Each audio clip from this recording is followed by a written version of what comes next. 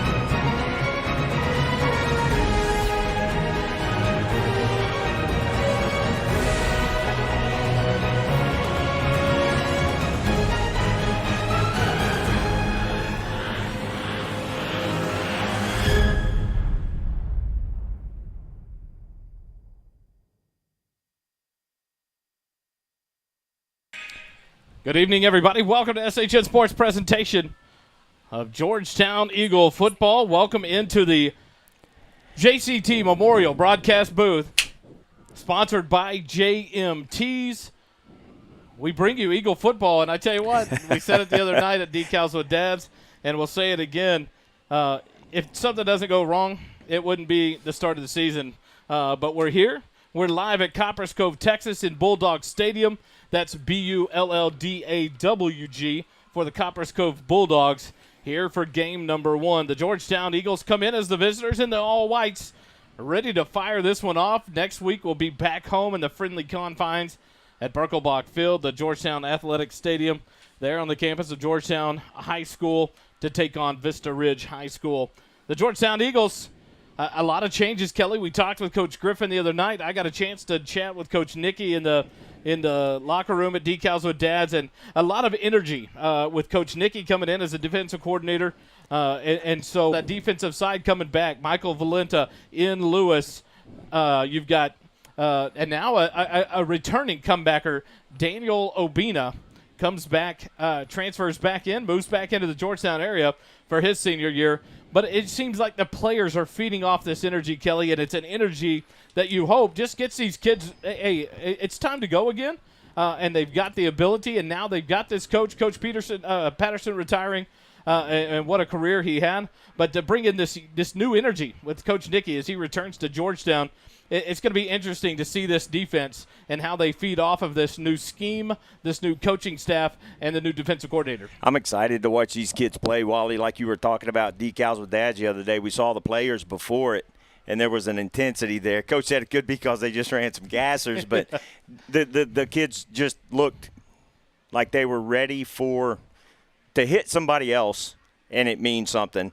And we're excited. It's going to be a good Copperas Cove team. They've got some guys that are going to be playing at the next level, so it's going to be a great first test. And Coach always schedules tough tests to start the season. You speak about players at the next level. Drayton Dickman, one of the offensive studs coming back.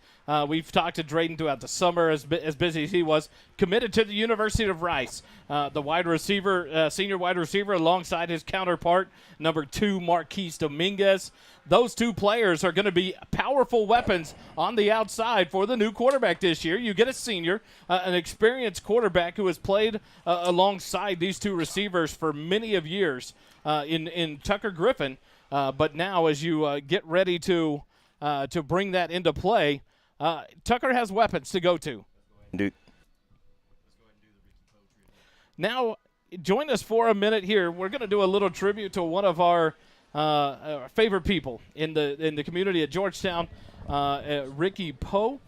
He was the owner of Georgetown Jewelry. He just passed away, and us at SHN really hit by this. Yeah, he was a big supporter of SHN, and Ricky was just salt of the earth kind of people, and we're sad we lost him. Join in as we share our tribute. Leaving a legacy is defined as giving something that will be valued and treasured by those on earth after you pass. It's making an impact that will last for generations. Our friend, Ricky Poe, is the true definition of leaving a legacy. Earlier in August, Ricky was called home to be with the Lord after a short battle with cancer. Ricky and his family proudly owned and operated Georgetown Jewelry for many years. He blessed everyone he met. He was a devout man, committed to his relationship with God and spreading the good news of Jesus. This was his legacy. When SHN first went on the air in August of 2015, Ricky immediately wanted to give back. Through his sponsorship, we were able to hit the ground running, bringing live broadcasts of fall football and other sports and programs to tens of thousands of fans across Central Texas, including Georgetown, Round Rock, Austin, Cedar Creek, and many others. Ricky spent Saturdays on the sidelines of Longhorn games in Austin, serving as the team's chaplain. He encouraged college athletes at the highest level and inspired them to be their best on and off the field. Yes, Ricky made an impact that will last for generations. He will be missed, but leaves behind a tremendous legacy. From all of us at SHN, thank you, Ricky, and may God provide comfort over your beautiful family. Please join us for a moment of silence in honor of Ricky Poe.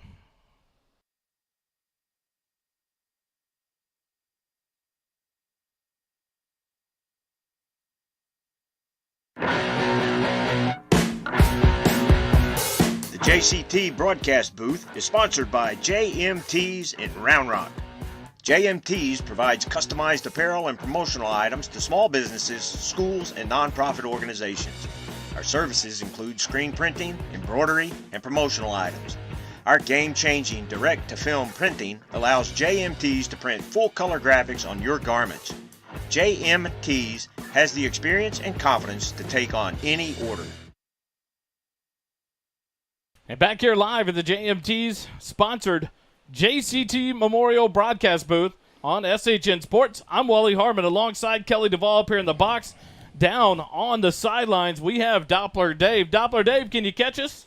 I can. How are y'all doing this evening? Doing good. It's back to normal. We got Dave on the sidelines. We got Kelly and I up here in the booth. I tell you what, we're adding these little components all around us. A lot of graphics, a lot of upgrades in technology. First, we got to thank all of our sponsors. Yes. But we couldn't do it without our statistician this year that's joined us, Holden Tuma, up here in the booth with us, and then the producer that makes it all work here, spinning the dials and clicking the computer, and my wife, Jerry and Harmon. But I tell you what, back in the booth is where we have been waiting to be, back on the sidelines with our buddy Dave England. And so tonight on the road, Dave, a beautiful night for our first week of high school football. Wally, it's absolutely beautiful out here. A few clouds around and about. We've got wind east-northeast at 9 miles an hour. It's about 93 degrees. It'll be cooling off into the mid-80s tonight before the end of the ball game. But no rain expected tonight. It's just a beautiful game, beautiful weather for the first night of Friday Night Lights. And that's what we got to love to hear. Dave is going to try to get a hold of Coach Griffin before the game starts, get a pregame interview with him on the sidelines, and then we'll be rocking and rolling. I tell you what, there's so many components about Georgetown football that are so exciting as we come into game one. Tucker Griffin at the helm, a different style quarterback.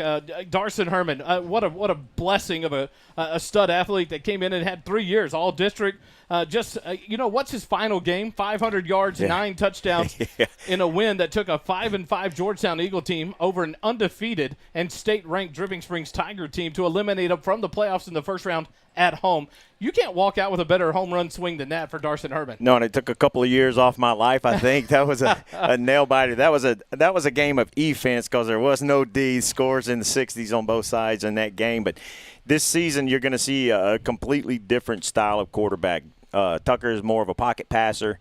He's going to be a lot more likely to stay in the pack. He can run the ball if he has to, but he's going to be less likely to run the ball than Darson was. That's neither good nor bad. It's just a different style. I think he'll stay in the pocket a little bit longer if he has to run some check downs. But I think we'll get a good look at that tonight. You go from a 6'2", 6'3 quarterback Darson up around 200 pounds to run the ball and run over people. Now to a 5'11", 185-pound quarterback. Right. Not afraid to make the throws. Has the ability to throw the ball all over the field. And to know that he has the talent, Kelly, that we talk about over and over. Drayden Dickman, a D1 commit to the University of Rice. Marquise Dominguez on the top 10 FLX ATX watch list of receivers in that honorable mention area that's ready to make some noise. And very talented. Several catches last year, going up, getting them over the defenders, bringing them in, breaking tackles. But then you saw the talent of those two receivers as they went in against Dripping Springs in those waning series. The interception in the end zone of Austin Novosad by none other than Drayden Dickman on the defensive side of the ball. Right. Talent surrounds Tucker Griffin. And speaking of talent, go to the backfield. Oh, Andrew Petter. Yeah, Dave, what do we got for us? I got Coach walking up. Hey, let me see if I can get him on these headsets. And so Andrew Petter comes in his junior year, and I tell you, Kelly, looking at it, you talk about some crazy stats. If you look at it, now all of a sudden 6 foot, 195 pounds. Not the 5'9", 5'10" guy that's 220 or 185 pounds. Putting on some size, some strength, some speed. Andrew Petter, that weapon in the backfield with Tucker Griffin. Dave, you ready to go? I am, guys. We've got Coach Griffin here. It's great to be back on the football field under Friday Night Lights. What are your thoughts for this game and this season? Man, we're just excited. We're blessed to be here, and, man, we're excited about getting out and going to work. Coach, this is Wally up in the booth. How are these kids? How was today? The interruption of their football lives with school. How ready are they to get to game time and to play this game? I think they're ready. They had a good morning this morning in preparation, and just they went to school, took care of their business, and we had a good little road trip over here. So I think they're ready to go. Coach, what's the attitude like in the locker room right now? Excited. They're pretty chipper. They're talking a good bit, but they seem like they're really ready to go. So one of the things that you notice about this team is the camaraderie on this team. Can you talk about that? Yeah, we've got a bunch of good guys that have been here. They've grown up together, and they've got great camaraderie with each other. They want to play for each other, and they want to play for their community. We'll let you get to it, Coach. Thank you so much. We appreciate it. Best of luck tonight, and y'all Thank you, guys. kick some Appreciate tail. y'all. All right, thank you. That's the Georgetown Jewelry pregame interview with head coach Chuck Griffin. Thanks to Dave for pulling that off. And I tell you what, we're almost ready for game time. I say that it's 7:12. We're itching for this kickoff to occur. Now flip to the other side. Another season where Coach Griffin goes about and schedules a tough non-conference, non-district schedule. Kelly on the road at 6A Copperas Cove, home against 6A Vista Ridge, and then on the road against Liberty Hill. Yeah, and Coach talked about it we've talked about it with him privately. He schedules these games on purpose because we had a tough district last year. UIL did us no favors. It is a meat grinder district this year. 8 teams, 6 of the 8 were in the playoffs last year. 5 of those 6 went 2 rounds deep. 3 of them went 3 rounds deep. There's going to be good football teams sitting at home this year when the playoffs start, so it is just going to be an absolute meat grinder, and Coach isn't waiting 3 really good tests before we get to district. So many just opportunities for this team. They come in, if you go to the Dave Campbell's Bible of high school football, as I like to call it. I look forward to it being released every summer. You read about it, and Georgetown picked 4th in this district. Two of the teams in this district, in this new district, ranked 4th and 7th in the top 10 here for the state to start off the year in A&M Consolidated and College Station. And so a little bit different look here. We go back to a battle with Eastview. These kids know those kids well, and so it's going to be great to get that back on the schedule. I liken that too, and I think you would have to, that Texas A&M game, that Texas OU game, that Mississippi State Ole Miss game, that Alabama Auburn game. It's a rivalry that these kids know each other. They grow up together just like those kids in college do. Yeah. But now they're going to get to play, and they play on the same field that they do most every night for their home games. And one team will be the road team, but it's going to be a packed stadium.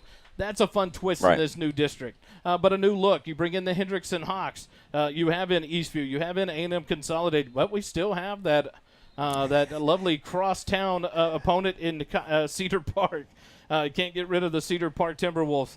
But a different look and a different style of football that'll come our way in this season here in the 5A District 11 in Division I football. It is. You're going to see some great Texas high school football. And if you want to see week after week just really good football at the high school level, this is the district to watch. Everybody in our area, of course, talks about Westlake. They talk about Lake Travis, and they should. They talk about some of the perennial powerhouses. But part of the issue is this district is so tough that I don't think anybody comes out of this district unscathed. And you talk about those local teams that should be talked about. Those 6A powerhouses, Lake Travis, Westlake, Bowie, all kinds. Stony Point coming in and having a great game last night. But then Lake Travis goes on the road, and they schedule. Hank Carter schedules a tough schedule for his Lake Travis Cavaliers. And they go up and play at the Choctaw Stadium there in Arlington, the old Texas Ranger baseball field, against Arlington Martin and catch a first game loss on the road. So Lake Travis, but doing what you're without your starting quarterback, Bo Edmondson, out with a back injury. So you had a backup quarterback in there for the first game on the road against an opponent like that. But, man, it was so good just to hear high school football back on the airwaves last night. Tonight, big games that are happening.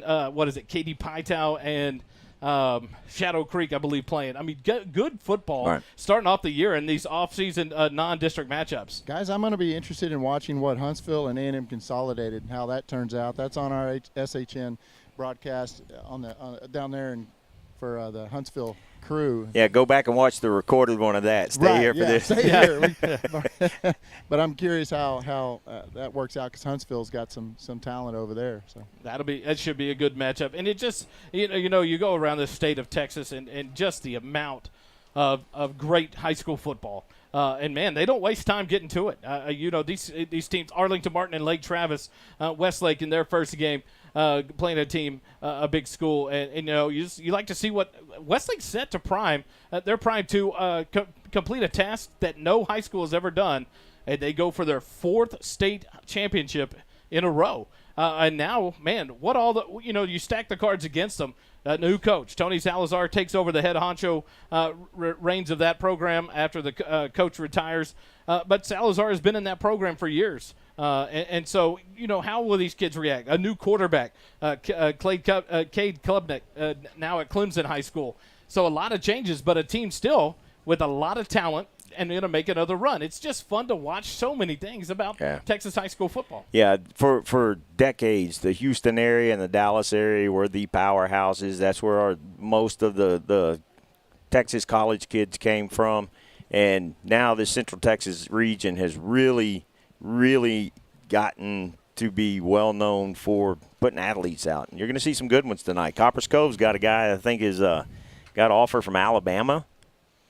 One of them, Alabama and Georgia. Yeah. And so athletes on both sides of the ball, a new coaching staff here at Copperas Cove. What's the history of Copperas Cove? I think they've got one guy that we were kind of familiar with that ran the quarterback at Baylor University in Robert Griffin III. A lot of talent coming through this area and this school. I tell you what, a beautiful stadium here, Bulldog Stadium, beautiful all-turf field, blue end zones with dogs written, D-A-W-G-S, a big Copperas Cove dog in the middle of the field as both teams waiting to be released through the inflatables. Dave, what's it feel like out there? You see the crowds kind of forming in. Copperas Cove getting a good crowd. Georgetown filling it in here. When I step around the back of the booth here, I can feel a little breeze. So you'll see me not operating the camera. That's where I'm at. No, it's fine. We're going to be treated to a beautiful sunset here in probably about an hour, and that's going to help the folks watching back home be able to see the game a little bit better, and y'all be able to call it a little bit better because you've got the sun in your eyes. But, it's beautiful. There's a few clouds around about. It's a little warm, but, everybody's still got their summer feet, flip-flops and all that, so they're fine. Waiting for that cool fall football feel. We'll enjoy this until it gets cold and rainy in the fall. Oh, man, I'd pay money for that right now. Yeah. I'd pay money for it. I got old. Yeah. This heat just wears me out. How's this Georgetown crowd filling in, Dave? It's good. It's looking good. There's a lot of folks here. I know the Copperas Cove band is off to our right, and the Georgetown band is back off to the left. So this is a pretty good-sized stadium, but it's filling in nicely. Good.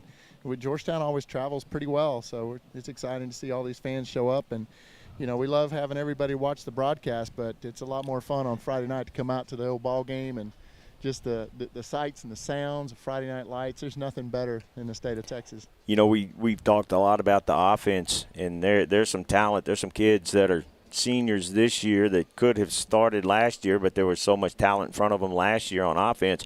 But you look at the defensive side of the ball this year, we've got some edge rushers that have some talent, some strength. Got Daniel Obina back, and I'm really interested to see how this defense is going to look, because it just we struggled a little bit, especially in the defensive backfield last year, and some teams were able to put some points up. So that's where I'm going to be looking when our defense is on the field to see how well we do in coverage. It's always nice. It's like a family reunion when you start coming to these games. The Bells just walked in. That's, Georgetown royalty. Cooper Bell did a wonderful job his senior year at Georgetown High School. I tell you, as we get back into football, our first broadcast of Georgetown sports since June 11th. I think we would be remiss to not mention that Coach Jordan Vieira and his Georgetown Eagle baseball 5A state champions in baseball, and what a run they went on. 37-5 on the year. A big win there in the championship game at the Dell Diamond. We got to be a part of that championship weekend. They took on, let's see here, it was Frisco Wakeland, I believe it was. In the Mustangs, Mavericks, something. And we win that one 5-4, and then we go to the state championship game on Saturday. It's the Friendswood Mavericks, and beat them Mustangs and beat them 2-1. And I mean, just what a great story, a great year for the Georgetown Eagle baseball team. So congratulations to them, Coach Vieira, Coach Payne. I tell you what, the Twitter post of the year. I got to give credit where that's due. Coach Payne himself put up a deal saying, quiet time, and then posted doing yard work, reading a book, but all with that gold medal around his neck. Well deserved by that coaching staff and those young men. 15 seniors graduate, move on. I believe 13 or 14 of them going on to play college baseball. But congratulations to the Georgetown Eagles, the Georgetown Lady Eagles softball team finishing the state runner-up against the number one team in the nation. Might I add, that was 40 or 41-0. But you have some players off that team going on. Braylon Pinnell going to Texas State University. Issa Torres coming back, the senior, the leader next year, the big leader for her, and Kennedy. The catcher coming back, she'll be going to Arkansas. It'll be fun to see where Torres goes next year, the shortstop for the Lady Eagles softball team, as she has decommitted from A&M and opened up back her recruitment. So she'll be a hot commodity. It'll be fun to watch those two teams come the spring. But now it's all fall ball, boys. It's football time here on SHN. Hey, I do want to say on YouTube, we've got a good crowd joining us on YouTube already, and our old friends Chuck and Kay Pledge are listening in, saying hello. We miss you guys. Hope to see you sometime this season. And, folks, you're going to notice a little bit different this year. We have worked really hard to keep these broadcasts where we don't have to charge people to watch like some other folks do. So we want to keep them free, and the businesses in Georgetown have really stepped up this year and have helped us. So you're going to be seeing some commercials throughout the game tonight. And our sponsors have been very generous to help us out to bring these to you free. So if you are in Georgetown and you have the opportunity to use the services of these folks who have helped us out, return the favor to them, say hello, let them know you heard about it on SHN. And you never know, they may work a deal for you. But there are going to be some commercials, but it's so we can keep it free for you folks, and we appreciate all of you who watch. Thank you so much. The Georgettes down on the field, lining things up, waiting for the Eagles to come out. They've huddled back behind the inflatable. Your Eagles in, I guess, what you would call the Stormtrooper uniforms tonight. Talking to Coach Griffin, he's still kind of bummed. Ordered the new white uniforms back in January. Still not in from Under Armour. So they're going with the old school and had to call them back for some of the players as they had graduated. But wearing the all whites, white pants with the blue stripes, white uniforms, blue numerals and Eagles, and the silver helmets for your Eagles tonight. We got a fella listening in by the name of A.T. Graham, who just happens to be maybe the stepfather of our new statistician Holden over there. So listen in. We're gonna have him on the microphone talking about some of these stats at the halftime break. Yes. Impact on our broadcast. All bark, no bite, says the sign from the Georgetown cheerleading squad. The Eagles come busting through, and boys and girls, ladies and gentlemen, kids of all ages, it is football time for your Georgetown Eagles. They'll take down the near sideline all the way down, and they will head to the end zone where they'll take a knee and say their pregame prayer. You know, we talk about numbers, we talk about sizes. Usually you see this Georgetown Eagle team loaded with numbers, a lot of players. This year, a smaller team, only, I believe, 28 seniors, but a senior class with some experience. But the encouraging thing, a lot of juniors coming back this year. Michael Valenta on the offensive line. He's going to throw us a curveball. He left 43 behind. He moves to number 99. Marquise Dominguez leaves behind number 25. He moves to number 2. Tucker Griffin. It's going to be so weird to see someone else wearing number 8 for Darson Harmon, but now Tucker Griffin behind the helm. His backup, Noah Boris, comes up this year, a junior. An opportunity for him there. And like we say, those backups got to be ready. This game is a physical game. Your bodies take a toll. Coach saying, though, at the Decals with Dads, when we talked to Coach Griffin, this team is pretty healthy coming out of camp. And so it's a great part for that as Coach Griffin meets with one of the umpires. And we'll get ready for the pregame flip.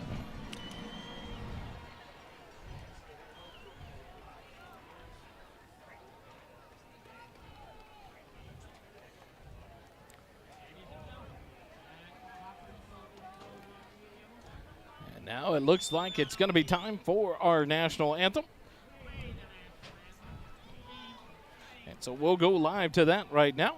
Please join us for our national anthem.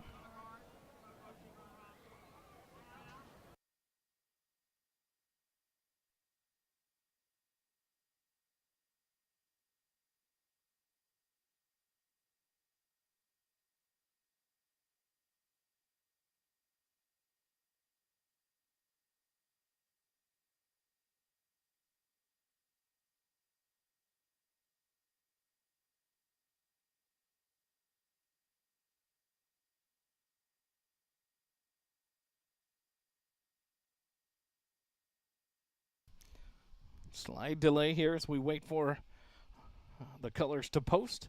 Across on the far side of the stadium on the home side, the color guard turns now to present the colors for the United States of America.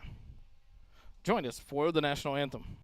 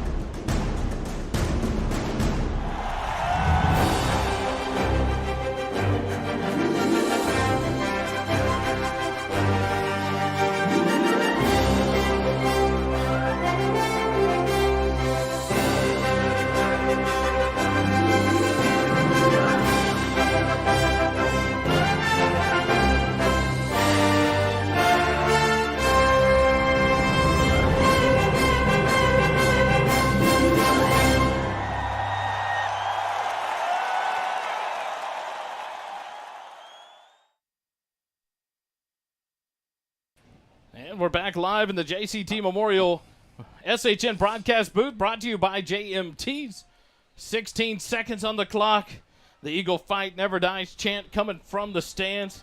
The fans getting pumped up as the Georgettes leave at the midfield. Your captains, Tucker Griffin, Drayden Dickman, Ian Lewis, and the fourth one on the far end is number 8. And I've lost all my stuff up here at the booth. I'll get it together at some point, I promise. Here we go. Number 8, Jacoby Frazier, the fourth member of the Eagle captains. Tough to see into the wind there. Umpire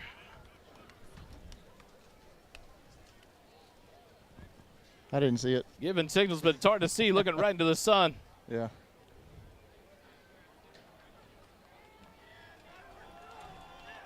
Here come the captains ready to go. Looks like the kickoff team ready to go. The kicker for your Georgetown Eagles, Aaron Guzman, number 30. He's a junior. He'll handle the kicking duties for your Eagles. The Eagles will kick it off to start the game.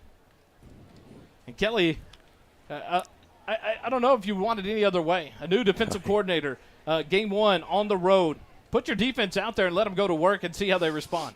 Yeah, and I'm excited. Coach Nicky's back. He's excited to be back. It's home for him. So, Coach Pat left, a legend.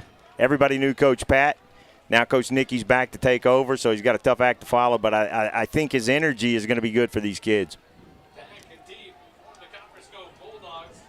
Number 4, Craig Brown in the middle. Number 4, Craig Brown in the middle of the receiving corps, back about the 12-yard line. Back with him, number 34, Malik Cuthbert. And on the far side, it looked like number 3, Xavier Taclebon. As Guzman gets ready to kick it off. And another look here. 3-headed kicking monster's back. It is back. Guzman in the middle, number 30. The Eagles will be going left to right. And nope, a different kick. It's going to be sent and fielded at the 19-yard line. Cuthbert is going to go forward, but then he just stops running. Yeah, somebody called a fair catch, and that ball should be spotted back about the 19 where he made the catch. A fair catch back behind the 25 in high school makes it automatically go to the 25-yard line to start things out. So the Copperas Cove Bulldogs will have the ball to start. We learned that last year late in the season. We kept asking why, and finally, I remember now someone finally telling us a fair catch signaled behind the 25 brings it to the 25 as long as they don't try to advance. We have Texas high school football, and this is awesome. I'm muted, right? Nope, you're not. No.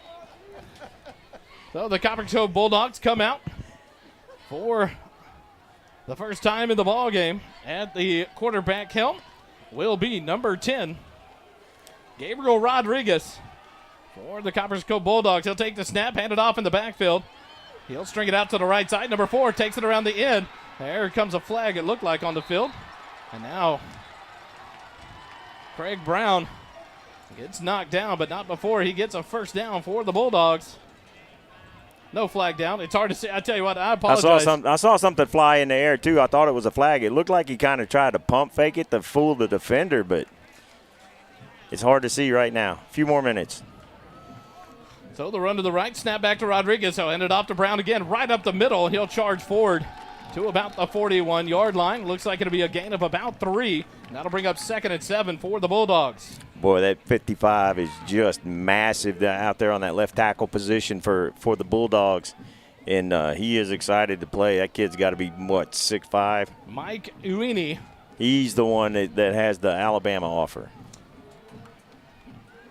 A man in motion, shotgun snap back to Rodriguez, handoff to Brown up the middle, and he stopped after only a gain of 1, and that'll bring up 3rd and 6 now for the Bulldogs. Nice job of that defensive line and really attacking the football and controlling the line of scrimmage at the point of the run right there. That's what you want out of that defensive line because they're a little outsized, but get a little bit lower, push a little bit harder, low man wins every time. Kind of surprising there after The first run out to the outside for Brown netted about 12 yards and a first down, and now 2 runs right up the middle for a total of 4 yards. 3rd and 6, Rodriguez back to pass. He has to scramble. He'll get up to about the 45, and he's taken down there. And the ball comes out. They dive on it. The pile adds up right on the 45-yard line on the far side hash mark. And we'll see who has it. The Eagle defense pointing like they got the ball. There's a fight under that pile. The umpire down on a knee trying to get to it. We'll look for a signal. We don't have one yet. And the Bulldogs will retain possession. But that's going to bring up 4th down for the Bulldogs at their own 45-yard line. So it'll be 4th and about 3.5 for the Bulldogs. See if they go for it here. Oh, a personal foul. That's a big personal foul. So, and if it was after the play, tack it on and back it up. It'll be 4th down at about 18 if that's true. Tell the punter to put his helmet on, put the water bottle down. It's time for him to do some work. Now they're trying to straighten it out here. It's the first game for the referees, too.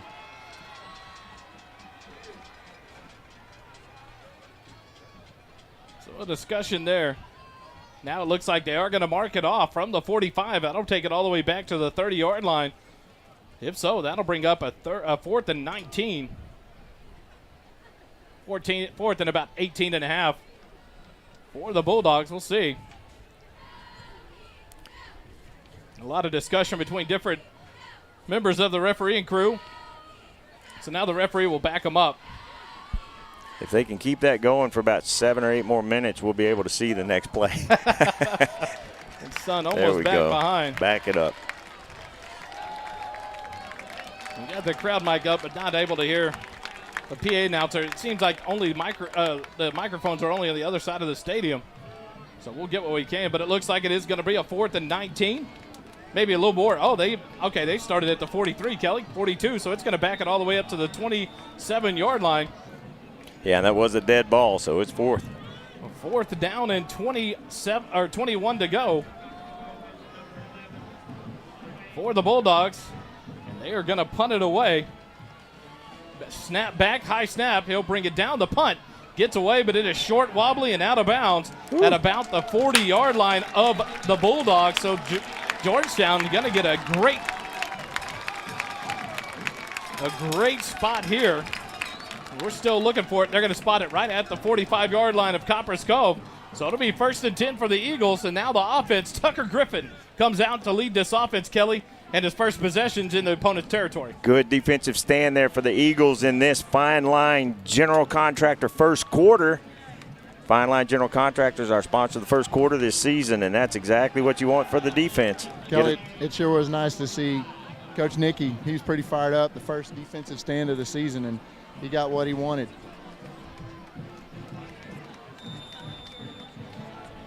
Tucker Griffin will come out in the shotgun.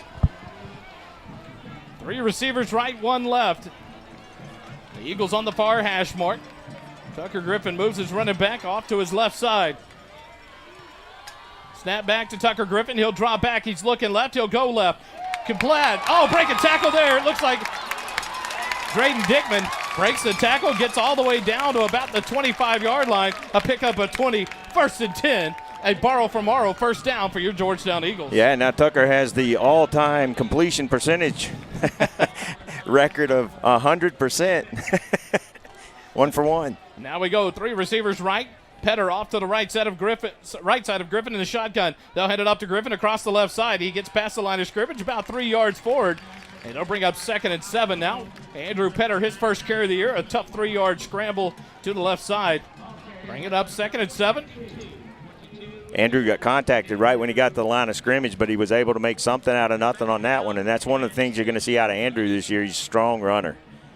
Not all that big, but he's got some leg strength, that lower body strength, and he gets low when he runs. I love to see that. Griffin back in the shotgun, 3 receivers right. Petter offset to the left. Now he'll go in motion right. Griffin drops back, and now he'll go across the middle, and he overthrows Drayton Dickman, and it goes through the back of the end zone, incomplete. Now a helmet comes scrambling off there. One of the linemen. It'll bring up 3rd and 7 now for the Eagles. He'll have to come out. with the helmet issue there for the lineman. So coming out of the ball game will be Austin Nelson. Clint Frazier will head in to replace him for the play. Weisheimer, Bruce, and Dickman all to the right side. Marquise Dominguez split left. Petter off to the left side of Griffin in the shotgun. Snap back. They'll hand it off to Griffin up the middle, and he's hit Petter immediately by the defender, number 8, Jacoby Frazier. He shoots through the line and stops Petter immediately. And that'll bring up a 4th down and about 8. Man, a 2-yard loss there. Well-timed blitz there by number 8 coming up the middle. In between that A gap, firing in there and stopping that before it could get going. And just a big down. Dax Lambright checks in. He'll split to the near side. Dickman on the outside on the right side. Marquise Dominguez left side. Petter offset to the left of Griffin in the shotgun. Ball snapped from the 24-yard line. Here comes Bruce in motion. Snap back to Griffin. 3-step drop. Looks right. He's going to scramble the middle wide open. 20-15. Down to about the 12 or 13-yard line. And Tucker Griffin looking for his 2nd and 3rd checkdowns. Feels the pressure. Scrambles for a big 1st down. Another borrow from Morrow 1st down inside the Smoothie King red zone. First time, first possession for the Eagles. First time in that Smoothie King red zone. That'll bring up a 1st and 10 from the 13-yard line for your Eagles. 2 receivers left, 2 right. Tucker Griffin in the shotgun. Petter behind him right now. Now the slot receiver right goes in motion. Hand off to Petter. He'll go left side. Cuts it back. 10-yard line. Breaks a tackle. Gets down to about the 7-yard line. And he'll be stopped there. About a 6-yard gain. That'll bring up 2nd and 4 for the Eagles. Somebody got a hand on his right shoulder pad and kind of stood him up, stopped his momentum from going forward as much. So he was pretty much upright when the second defender got to him, was able to stop him there. But a good gain on 1st down. That'll bring up 2nd and 4 from the 7. Now Wildcat formation. Petter will get the direct snap in the backfield, and he'll run it right up the middle past the 5. Touchdown! Georgetown Eagles score it. They run to the Wildcat. Tucker Griffin shot out of there all the way split right to the sideline. And Andrew Petter takes the snap and goes right up the middle for the Georgetown Eagle touchdown. They lead it 6-0 with 6:28 left here in the 1st quarter. Aaron Guzman on to attempt. The G-Town Lumber and Supply. I was waiting for you to say Extra point. Extra point attempt. Ball will be placed at the 10. The kick is up. And the kick is good. Your Georgetown Eagles take a 7-0 lead with 6:28 left here in quarter number 1. We'll take a quick timeout. Be back with more Georgetown Eagle football on SHN Sports.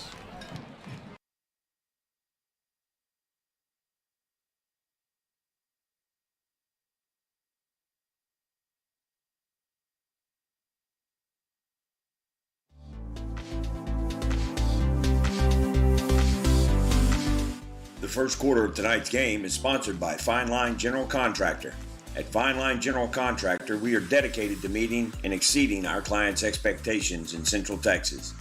Fine Line offers a wide variety of construction services, including budgeting, design assistance, scheduling, project management, and more.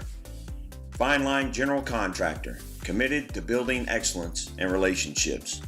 Visit our website at finelinegc.com or call us at 512-590-8392. Back live here at Bulldog Stadium. Kelly DeVoll and myself up here in the JCT Memorial broadcast booth, brought to you by JMT's. Doppler Dave running the cameras tonight.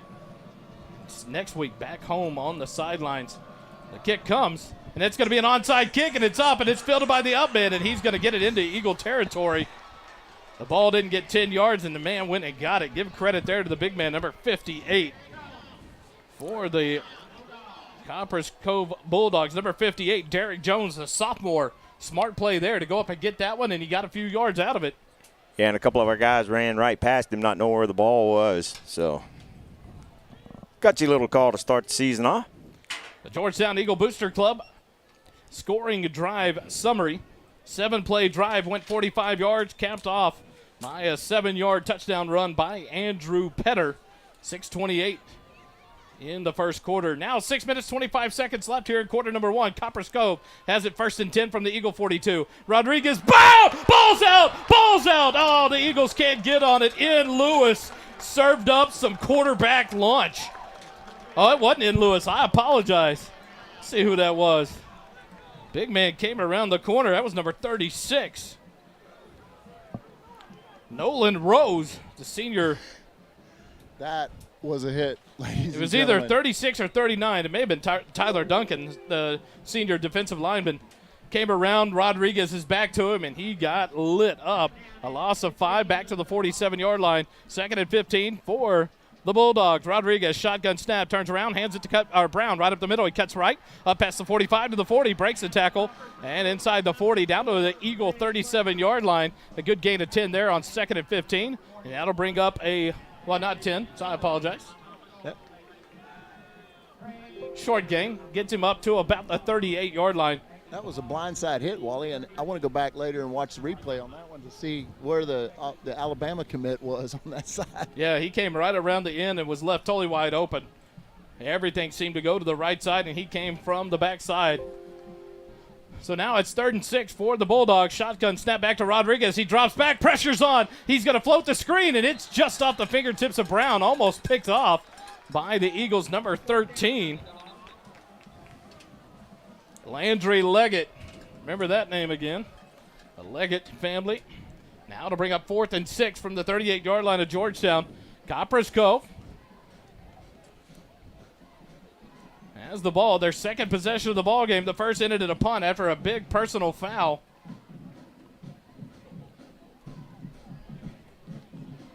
Now it looks like they may punt it away again. Dave, can you see the number of the punter? He's kind of got his back angled to us. It's kind of hard. Try to see who their punter is here in just a minute and get that to you. Fake punt. It's up the middle, up to the 35 and down, stopped. It is going to be really close where they spot this one. It was a snap Short. up to the front man. Number 38 took that snap for the Copperas Cove Bulldogs. Marcus Nash got stopped right before the line to gain. And it's a turnover on downs. A great job by Coach Nicky's defense here to respond. 2 good stops for the Georgetown Eagle defense. Dave, you got to love that energy. A new defense, a new defensive coordinator, and these kids responded on the road. You go back to the kickoff, and that shows you how much Coach Griffin believes in Coach Nicky's process on the defensive side to create a short field right off the bat. The Eagles will have the ball, their second possession at their own 32-yard line, 1st and 10. Tucker Griffin in the shotgun, Petter behind him. 2 receivers left, 1 right. Now a man in motion. They'll turn around, fake the handoff, roll to the right, dump pass over, but it's going to be dropped by the Eagle receiver, number 26, number 26, Cody Holobeck. The junior wide receiver dropped that one. I think it was, he didn't look it all the way in. He saw green and wanted to run to daylight there. And so it's an incomplete pass. That'll bring up 2nd and 10 now for the Eagles. Dickman wide right, Marquise Dominguez wide left. 3 receivers right, 2 left. Empty backfield for Tucker Griffin in the shotgun. In the middle of the field. Now he'll put Petter in motion to the left side. He'll stop in the backfield, offset to the left of Tucker Griffin. Griffin back, quick pass to the left. He hits Marquise Dominguez up past the 40 to about the 41, maybe the 42. We'll see where they spot him. It's going to be a short 3rd down for the Eagles, about a 3rd and 1. Nice little pass and catch there from Tucker to Dominguez. I think it's very intentional that they're throwing those short little passes like that so that Tucker gets some confidence. I'm not going to be surprised if they try something down the field, maybe here, because this is going to be a spot you might want to go for it on 4th down. 3rd and 1 from the 41-yard line, from the 42. Handed off on a sweep. No, Griffin keeps it up the middle, shakes and bakes, gets to the outside, up past the 45 to the 47-yard line. A nice little fake handoff there by Griffin. He keeps it and squirts out to the right side and picks up a big borrow for Morrow 1st down for the Georgetown Eagles. 1st and 10 from the 47-yard line. Well, I'm kind of surprised Tucker's lowering that shoulder, not trying to avoid contact. I know his mom's sitting not too far from here. She may not want him to be doing that. First and 10, shotgun snap back, but it looks like it's going to be a timeout, and Coach Griffin is going to take his first timeout for these Georgetown Eagles. First one of the half, and we'll take it with them. You're listening to Georgetown Eagle football live on SHN Sports.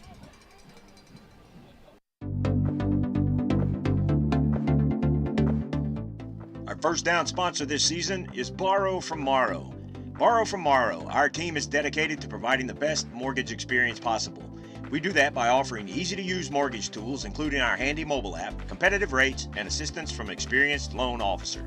Our loan officers understand the local markets, have access to a wide variety of loan programs, and are ready to guide you through the process. Your family, your future, our focus. For your mortgage needs, remember, Matt Morrow, Borrow from Morrow. For more information, visit borrowfrommorrow.com. NMLS 464148.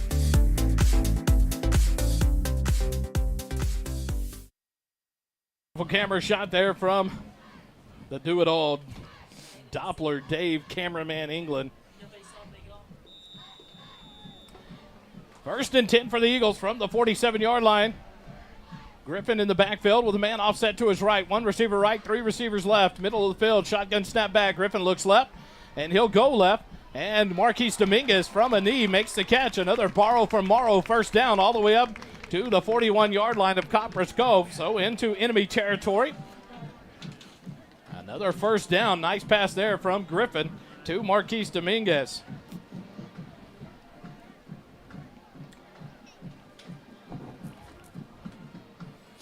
Shotgun snap will come back to Griffin on the far side hash mark.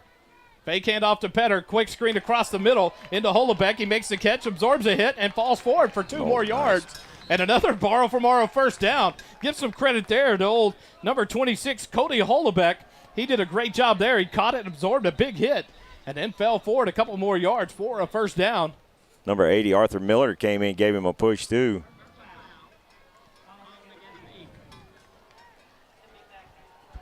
Personal foul on the Eagles.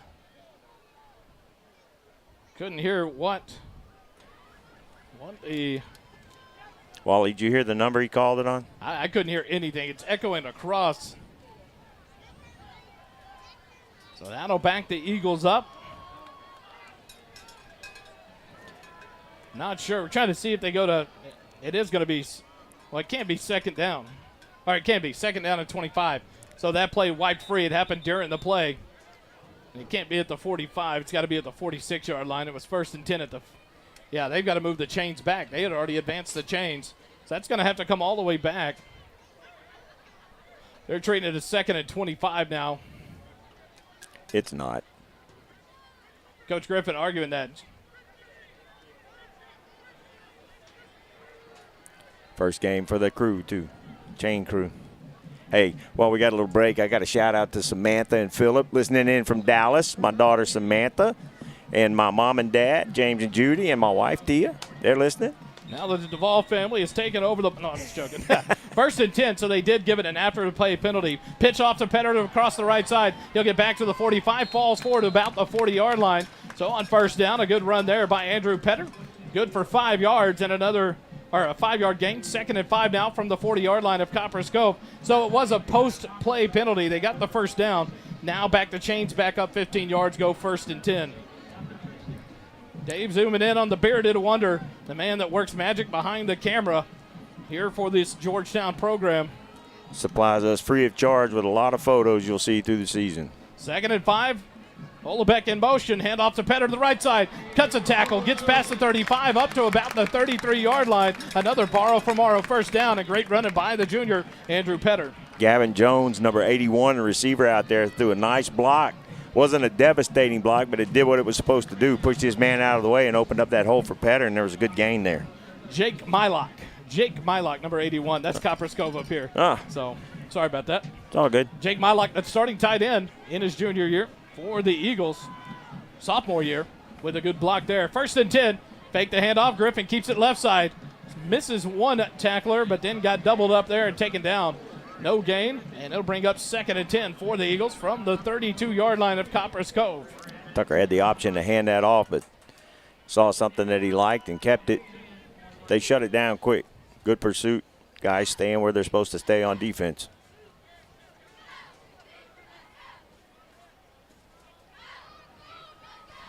It'll be 2nd and 10.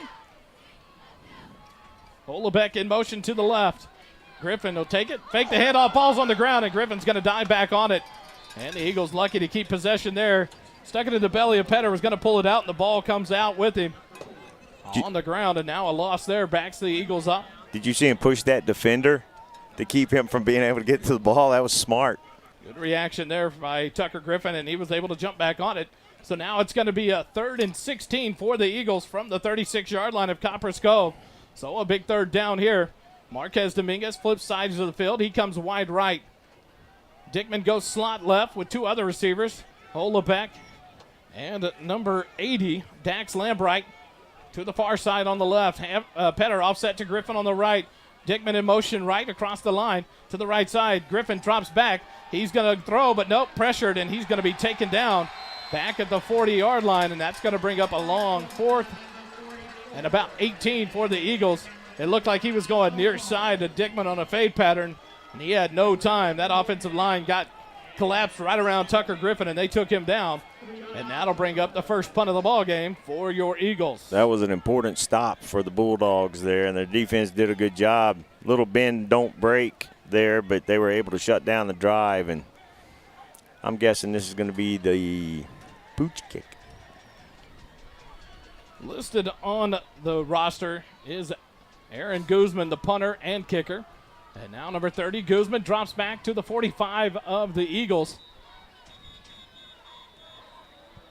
He'll get ready for the snap. But a whistle blows with 5 seconds left. Well, they blow the whistle. That's a delay of game. But they never stop the That's hilarious. It is first game all around for everybody, and we noticed that. You can't end the quarter on a penalty like that. It was a delay of game with 8 seconds remaining in the quarter. So it should be 8 seconds left, and the Eagles have to punt the ball away. They took the delay of game to back it up a little bit, try to pin Copperas Cove deep. I guess it is. But they're leaving the ball where it is. They're not flipping ends of the field. I think they're talking about it now. And trying to figure out what's going to happen.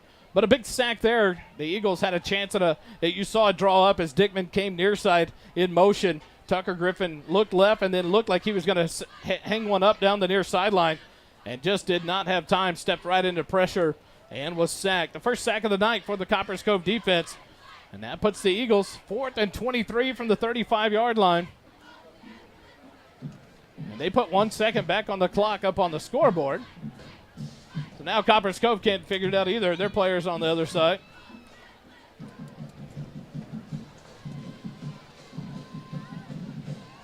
What? It confused everyone. Yeah. If you're going to flip the ball, you've got to flip it to the other. Yeah, you can't flip it yet. It's 1 second left. You can't let the clock run out. The operator let it run from 8 seconds when they blew it with a penalty for a delay of game. This looks like a scrimmage right now at Pop Warner. Now we'll get it set. Still in the Fine Line Construction. Fine Line General Contractor first quarter with 1 second remaining. And now Guzman set to punt. The ball at the 45-yard line of Copperas Cove. Guzman will back up. 1 man deep for the Copperas Cove Bulldogs. Guzman gets the punt away. Line driver will get caught at the 15-yard line. He comes left, makes a man miss. Stiff arm, but that didn't work. And he got taken down there. Low block out there. That's going to back him up. Jacob Weisheimer with a good tackle there on the open field tackle of number 6 for the Bulldogs. Malik Davis on the return. Number 3 for the Bulldogs cut one of the guys at the legs, at the knees, and that's what this penalty flag is about. And that's a sophomore mistake there by Xavier Taclebon. The illegal block. Instead of having the ball at their own 25-yard line, now Copperas Cove will go back deep into their own territory for their 3rd drive. And now we'll get a quick timeout. We'll take it with them. We'll be back with more Georgetown Eagle football on SHN in just a moment.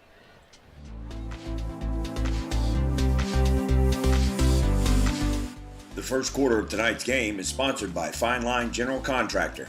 At Fine Line General Contractor, we are dedicated to meeting and exceeding our clients' expectations in Central Texas.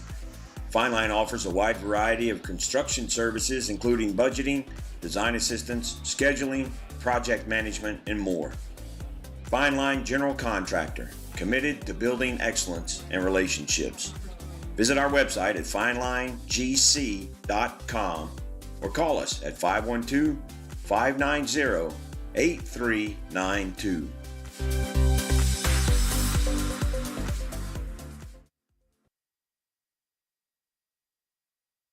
And we're back here live, the JCT Memorial broadcast booth. Kelly DeVoll alongside myself, Wally Harmon, Diamond Doppler, Dave, recording artist, cameraman extraordinaire, field reporter, do-it-all, hose dragger, Dave England. Man, it's good to be back in the booth with you boys, back on football. Our man Holden over in the stats, my wife running the board for us. We go to the Works Construction Management Solutions second quarter. 7-0, Georgetown leads it. Here, 12 minutes on the clock.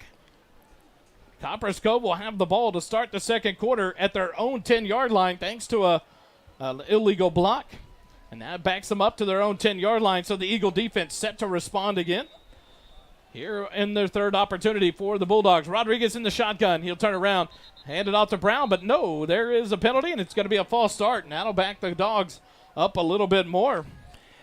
I'm kind of surprised. I expected Copperas Cove to be a little sharper on offense because that's where a lot of their weapons are, a lot of their athletes. But they've struggled so far in this game. And now here in the Works Construction Management Solutions second quarter. Don't worry, we won't say that every time we say the second quarter. But the Works second quarter, Kelly, they start off bad. Was it the third quarter they came back last year and they looked pretty good, and we still – First and 15, handoff to Brown. He tries to go to the outside on the left side of the line, but gets stacked up there. A gain of 1 makes it 2nd and 14 from their own 6-yard line. 11 minutes, 30 seconds left here in the first half. 7-0, Georgetown leads it. A 7-yard touchdown run by Andrew Petter at 6:28 of the first quarter is the scoring that we have right now. A couple of punts, well, a punt and a fake punt attempt by the Bulldogs on their first 2 possessions. 2nd and 14, Rodriguez, shotgun snap. Turns around, hands it off to Brown right up the middle. He breaks it. He's up past the 15 to the 20, drags a man forward up to the 25-yard line. And a big run there on 2nd and 14. Copperas Cove, good running game, and I expect they're going to start leaning on that running game with the struggles they've had in the passing game. Because if they can get that running game going, then that naturally just opens something up on the passing game. 1st and 10 from their own 25-yard line. Rodriguez, shotgun snap back, handed off to Brown right up the middle, and he's hit there and stacked up after about a 2-yard gain up to the 37-yard line. Good job there by the defensive line of the Eagles. Daniel Obina in there along with Valenta. One of the linebackers, number 8, comes out of the Jacob Faltasek, one of the baseball players. Dual sport athletes, Faltasek, Brandon Stovall Hawkins, Luke Holly, all athletes off the baseball program for Georgetown here in the football part of athletics. Good tackle there by the defensive line. It'll bring up 2nd and 8 now for the Bulldogs. 10-12 left here in the second quarter. Rodriguez, shotgun snap back. He looks to go right and does, but the pass takes his receiver to the ground. Should be incomplete. But the near side lineman, he's going to give him a catch. It took the receiver down to the ground. He's energetic too, boy. Demetrius Pierce went to the ground, and now they're discussing it, see if it was a catch. Coach Griffin begging over there. He's kind of in the air. The throw was back behind Pierce. It took him back away, and he lost footing, went to the ground. So it's either going to be 3rd and about 4 or 5, or it's going to be 2nd. And it's an incomplete. The back free judge. The field judge. I like that, the field judge. Yeah. And if you see it, hit it, make the call, and it's a good call. But you got 3 guys closer to it than him, but it's the right call. It bounced. And the angle you're at, if he sees it from an arm coming up where this guy might have been blocked by the shoulder pads. And Copperas Cove knew it. There wasn't any arguing. They didn't try to get to the line that quick. It wasn't going anywhere. 3rd and 8 now from the 28-yard line. 9:41 left in the first half. Ian Lewis will go to the right side. Faltasek moves to the left side, the linebacker. 2 receivers right, 1 left for the Bulldogs. Brown offset right behind Rodriguez. Shotgun snap, flat-footed. Turns it out to the right. Hits number 2 with the catch. And he's going to spin free of a tackle enough for a first down, but the ball comes out. I heard a whistle. I think they're going to call him down.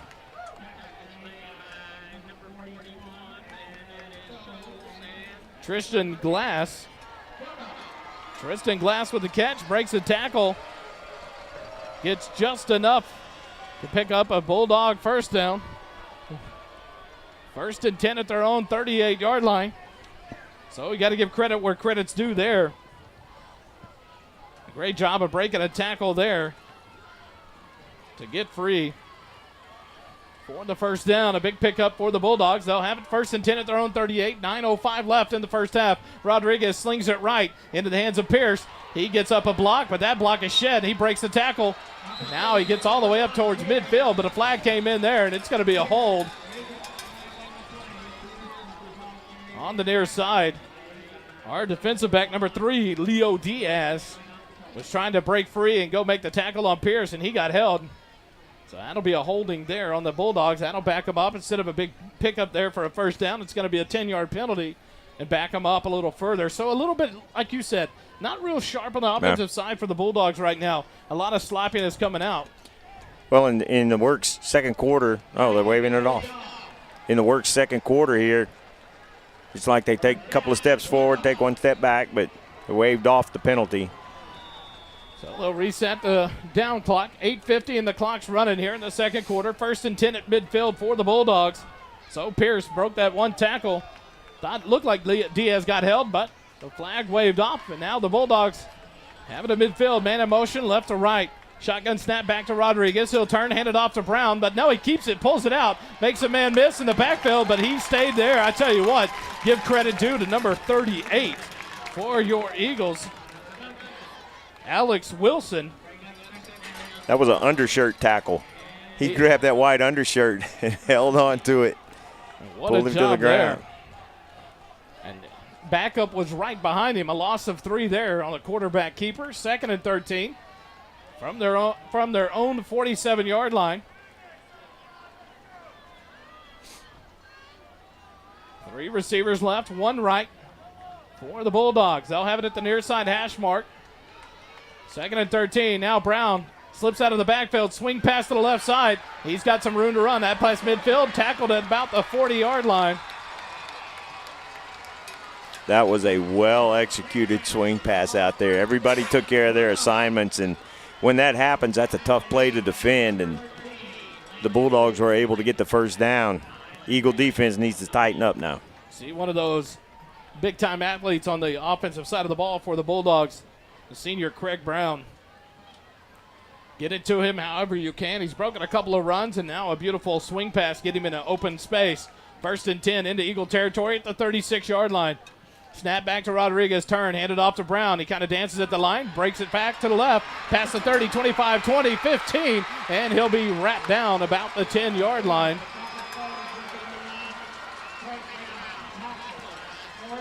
Now, this is what you expect with that big left tackle out there. Pound that left side of their offensive line, the right side of the Georgetown defensive line, because we got 2 of our defenders put together, not as big as that guy. 1st and goal from the Georgetown 9. Shotgun snap back to Rodriguez, fakes the handoff, kind of a blown play. So Rodriguez runs with it, up past about the 8 to the 7-yard line. So a gain of 2 makes it 2nd and goal from the 7. 6:45 left in the first half. Eagles lead it by 7 over the Copperas Cove Bulldogs. Works Construction Management Solutions second quarter. Thanks to our sponsor, Works Construction Management Solutions. We're bringing you live action here on SHN Sports. 6:20 left in the first half. Clock runs. 7-0 Eagles lead it. The Bulldogs trying to even it up here. 2nd and goal from the 7. Handed off to Brown right up the middle, and he's hit. Taken down at the 5, and he'll come out of the ball game as his helmet pops off. Hat comes off. Oh, Brown will have to leave the field of play. And that'll bring up 3rd and goal from the 5-yard line for the Bulldogs. 5:55 left. The clock runs. In comes the backup running back, Nakeen Freeman, number 22, a junior, for Brown in the backfield. Jacob Faltazak was on that big number 55 that time, and Jacob lost. Now up under center. Rodriguez direct snap. He'll take it right up the middle, and he gets Oh, popped. nice. What a job there. See who gets up for the Eagles. There on the left end. It's hard to see that number. He won't Number turn his 10. back to us. 10. Ian Lewis stuck the quarterback, and now it's going to bring up 4th and goal from the 2. That was a big hit by N. Lewis to save the touchdown. Oh, you got to go for Now it here. Copperas Cove goes for it. 5:15 left in the first half. Up under center, Rodriguez takes it, powers forward. The pile pushes. And Rodriguez does not, I haven't seen a signal. I won't say he didn't get in. Now he got in. I was about to say, there's no way he did not cross that goal line. So Copperas Cove puts up 6 on the touchdown, the 2-yard run by the quarterback. Gabriel Rodriguez, the junior. Now Copperas Cove goes to a weird formation. 2 men right, a center by himself in the line with the receiver to the left. Swinging gate. There's the ball, but it's free. Eagles pick it up. It's still alive, but it's down. The attempt is no good. So with 5:09 left in the first half, your Eagles lead it 7-6 over the Copperas Cove Bulldogs. Quick timeout. Back with more Eagle football. You're listening to Georgetown Eagle football on SHN. Construction software options can be extreme and pricey. Introducing Works, a simple and affordable solution for small to medium-sized subcontractors. With features like estimates, progress billing, and change orders, you can easily track project changes in one seamless workflow, all while integrating with the accounting software you're already working in. Works was built by subcontractors for subcontractors. Finally, that tool that meets construction management and accounting needs without the overkill.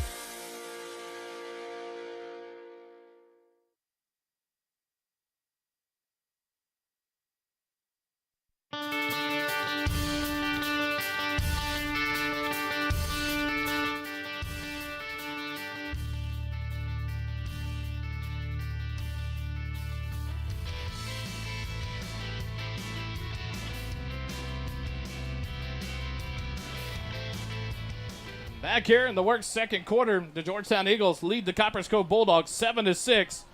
Kelly DeVoll, myself, Wally Harmon up here at the JCT Memorial Broadcast Booth, brought to you by JMTs.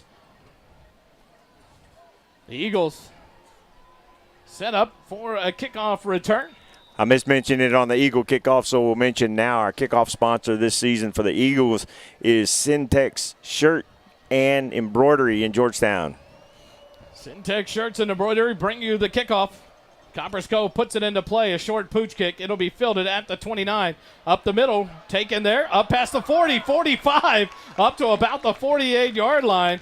The up man took it. Is that Jacob Faltasek? Yeah. Jacob Faltasek, he's all over the field. The up man on the kick return fielded it, and he didn't hesitate. He took it right up the middle. I think Andrew Petter was to his right and behind him, and Petter was coming up to take the ball, and Jacob's like, nah. Faltasek gets it all the way up to the 48-yard line where the Eagles will take over. 1st and 10, 5:03 left here in the second quarter. Eagles by 1. Tucker Griffin in the shotgun snap. Petter off to his left. 3 receivers right, none left. Griffin will get the shotgun snap on the far side hash mark. Fake the handoff. Quick pass left to Dickman. Dickman gets popped, breaks the tackle up to the 45-yard line of Copperas Cove into enemy territory. And that'll bring up a short 2nd and 4. First time we've called Drayden's name this season, but Drayden has put some weight on, and he has gotten bigger. The style of play, the style of offense reminds me of Colt McCoy and his quick passes. 2nd and 3, a 7-yard gain on the first down. And now Tucker Griffin, 3 receivers right, 1 left. Marquise, the lone receiver left. Griffin quick over to the left to Dominguez. He'll spin out towards the sideline. Breaks a tackle, drags a man, and moves it forward. Knocked out of bounds about the 32-yard line. That'll be a borrow for Morrow first down. 4:25 left in the first half. And you're right, Dave, a quick pass here and there. And then you have those 2 speedy weapons in Dickman and Marquise Dominguez. And then you add in some other ones, Lampbright and Weisenheimer and different receivers out there. A lot of speed for Tucker Griffin to get it to quickly. And we're going to be calling number 2 a lot this season. 1st and 10 at the 31 of Copperas Cove.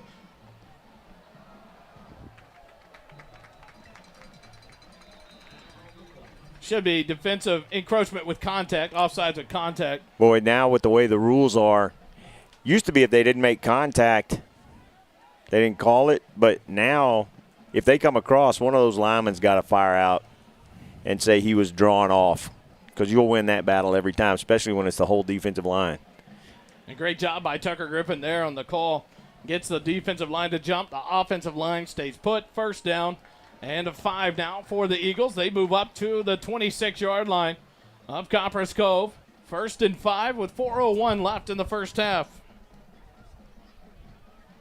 Here in the works. Second quarter. Hard Count's not a sponsor, but that would be a good. That'd be time for it. Tucker Griffin shotgun snap. He'll hand it off to Petter to the right side. Petter finds a hole, shoots through it, but then he's caught and drugged down, but it looks like maybe a face mask on the far side. Good arm by that line judge on the other side of the field. Number 12, Jalen Thomas, the defensive back, came up and made the tackle, but it is a personal foul. Face mask on the tackle, so tack on 15 yards to that play. It'll be another ball. Keeper up past the 10, hits a man and runs over him up to about the 5-yard line. See if they spot him 5 or 6-yard line. That'll be a gain of about 7 yards on first down. And now quickly back over the ball for the Eagles. 3:30 left in the first half. Griffin back up to the line.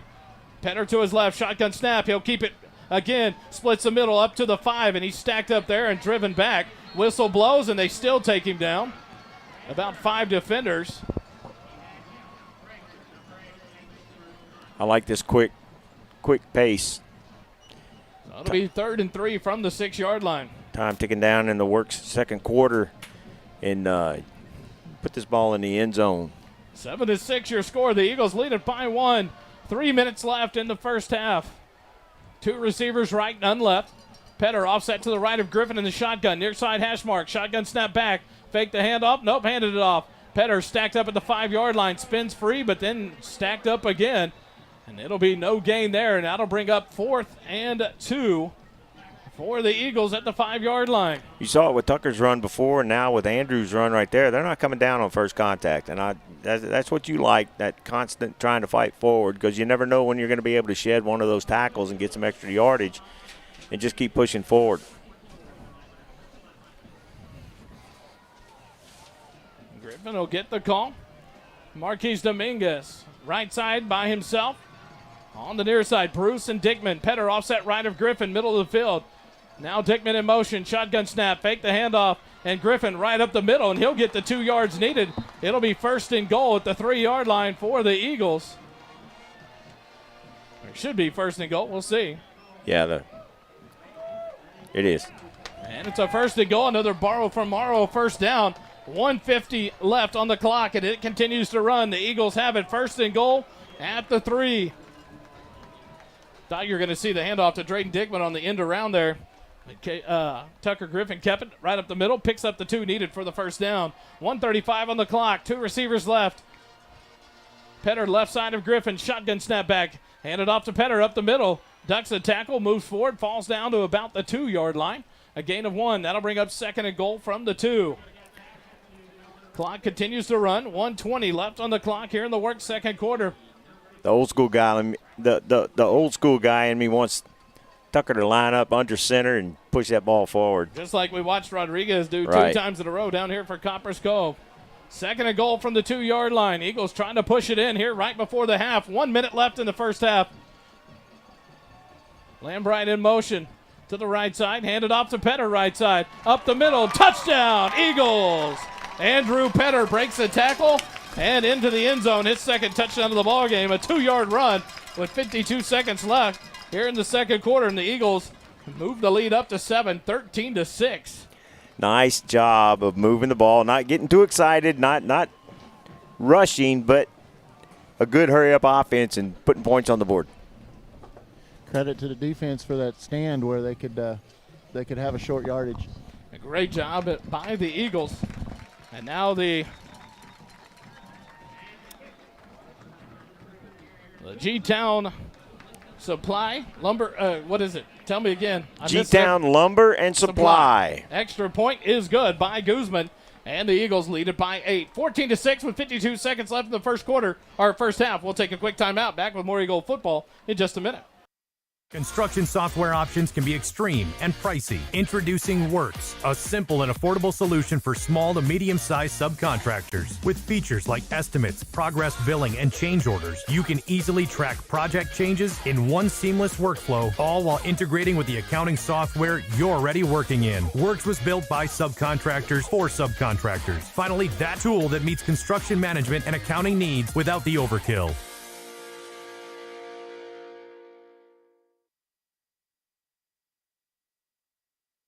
Back here live at Bulldog Stadium, 52 seconds remaining in the first half. Georgetown leads the Copperas Cove Bulldawgs 14-6.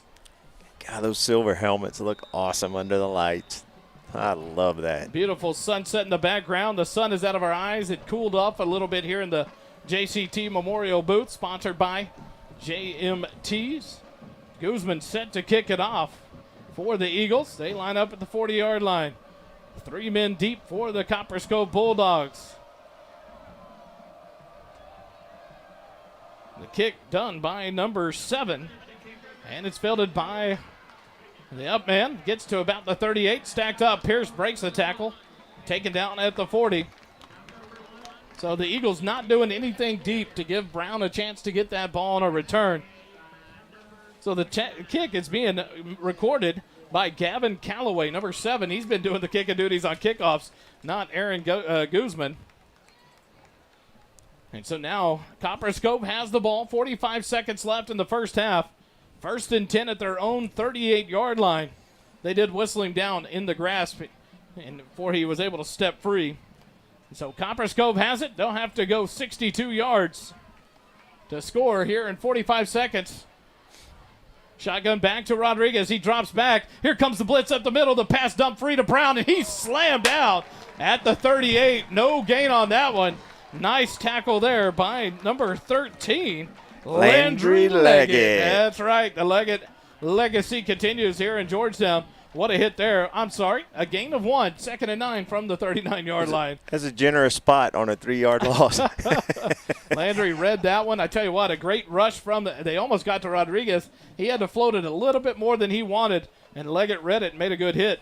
2nd and 9, 20 seconds remaining on the clock. Rodriguez, shotgun snap. He'll hit it up to Brown. Right up the middle. He gets past the 45, spins around to about the 46-yard line. And that'll bring up 3rd down for the Bulldogs, but they're going to take a timeout. Another helmet came off on number 63, and they're taking a timeout so he won't have to come off the field. But so Copperas Cove will take a timeout. We'll take it with them. 10 seconds remaining here in the first half, 14-6. Your Eagles lead it. Quick timeout. Back with more Eagle football on SHN Sports. The Smoothie King Red Zone is sponsored by Smoothie King of Georgetown. It's our commitment to blend a more nutritious smoothie from bottom of the cup up. It's your choice, same flavor, zero compromises. Smoothie King at Wolf Ranch, blending goodness to fuel your greatness. Smoothie King is located at Wolf Ranch Town Center, 1003 West University, Suite 110 in Georgetown, Texas.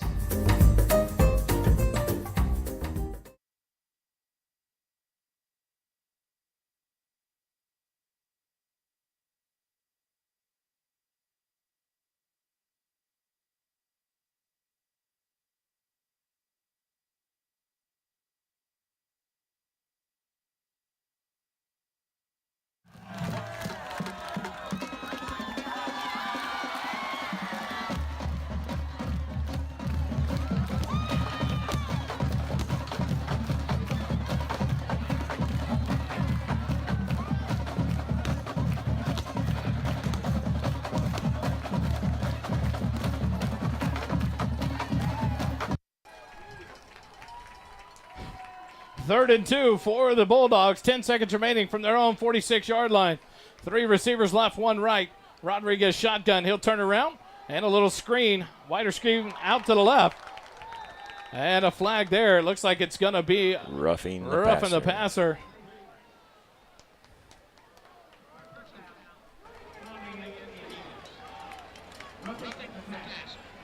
So a roughing the passer call. I'm not sure if it was on Obina. I think it was on the entire defensive line because they called a meeting at the quarterback and everybody was tardy. Rodriguez thrown to the ground, so the 15-yard penalty marked off, and now First and 10 for the Copperas Cove Bulldogs with 7 seconds remaining, but it's into Georgetown territory at the 39-yard line. One of those penalties that Coach Griffin, it just make his blood boil with that kind of a penalty to slow the momentum down going into the halftime. And giving now Copperas Cove and Rodriguez a chance to throw it up. You got a big receiver in Pierce here on the near sideline. He's a good 6'3", 6'4", and he's going to be one-on-one coverage. But you got several safeties back. Defensive backs dropping back. Only a 3-man rush. Shotgun snap back to Rodriguez. He's going to go right. Throws it over to Pierce. He catches it about the 28. And he's taken out of bounds with 2 seconds remaining. They'll mark him down at the 26-yard line. So it's going to be first and 10 for the Copperas Cove Bulldogs. And they're going to try a long field goal. Timeout. They take their timeout with 2 seconds remaining in the half. We'll try to catch who the kicker is. We'll keep it here. Timeout taken by the Bulldogs. None of the players coming over to talk to the coach. The kicker's already out. He's spotted up, ready to go. Looks like number 82 will be doing the kicking. John Ertl, the senior kicker for the Bulldogs, will take the field goal attempt. The ball will be placed at the 26-yard line. So it'll set down about the 33. So it'll be about a 34 or a 43, 44-yard field goal attempt, Kelly. And so that big roughing the passer penalty now, if they make this field goal to cut it to a 5-point deficit, totally different look there than an 8-point lead now down to about 5. Well, with the shenanigans both coaches have pulled at this point, I'm just not convinced, putting any money that this ball is going to get kicked by anybody. And I'm putting somebody out there at the goal line. Could be wrong. He's got red shoes on that don't match anyone's colors in this stadium, but the professional kicking shoes. The ball will be spotted. The holder here on the play will be Daniel Izquierdo, number 7, the junior wide receiver. He'll put it down about the 33-yard line. So it's going to be a 43-yard field goal attempt. And Coach Nicky says, no, we'll take a timeout. We'll take it with them. 2 seconds remaining here in the first half. Your Eagles lead at 14-6. Quick timeout. More Eagle football on SHN in a moment. Construction software options can be extreme and pricey. Introducing Works, a simple and affordable solution for small to medium-sized subcontractors. With features like estimates, progress billing, and change orders, you can easily track project changes in one seamless workflow, all while integrating with the accounting software you're already working in. Works was built by subcontractors for subcontractors. Finally, that tool that meets construction management and accounting needs without the overkill.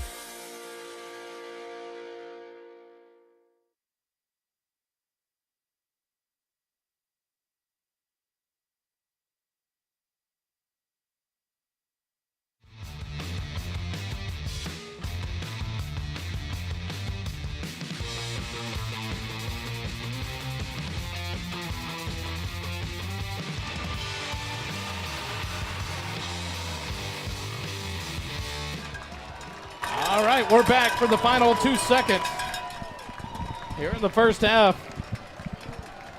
John Ertl on to try the 43-yard field goal for the Bulldogs. Near side hash mark, snap back. The ball is down, the kick is up, and it is nowhere near. It lands about the middle of the A in the goal, in the field goal or end zone, and the Eagle defense holds here to end the first half. 14-6, the Georgetown Eagles lead it over the Copperas Cove Bulldogs. Stay tuned. We'll be back with the Pro Glass halftime show. We're going to feature the Georgettes, the Georgetown Eagle Band, and then we'll go over some stats and prep for the second half. You're listening to Georgetown Eagle Football live here on SHN. Our halftime shows this season are presented by Pro Glass of Georgetown. If your car, RV, or heavy equipment needs glass to be replaced, Pro Glass can get the job done in no time.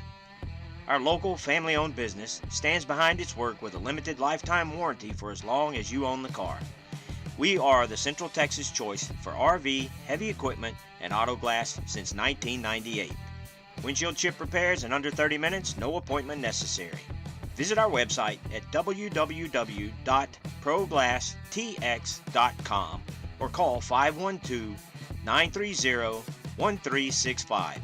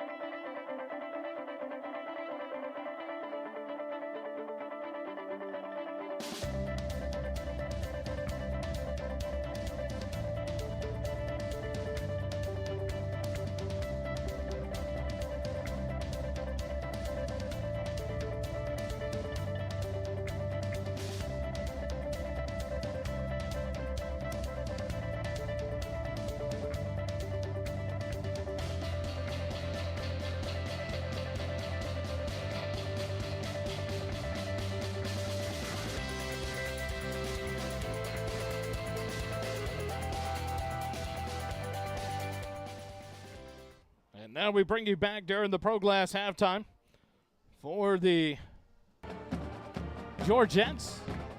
Their performance first, and then the Georgetown Eagle Marching Band. Enjoy the show.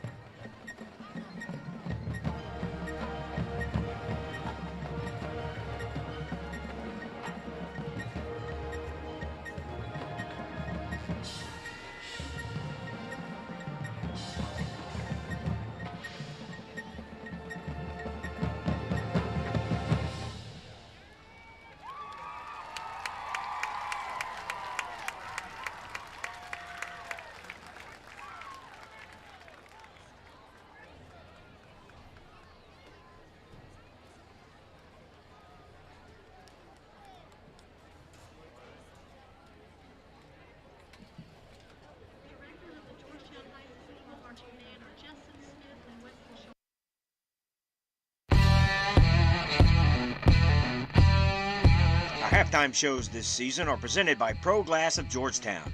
If your car, RV, or heavy equipment needs glass to be replaced, Pro Glass can get the job done in no time.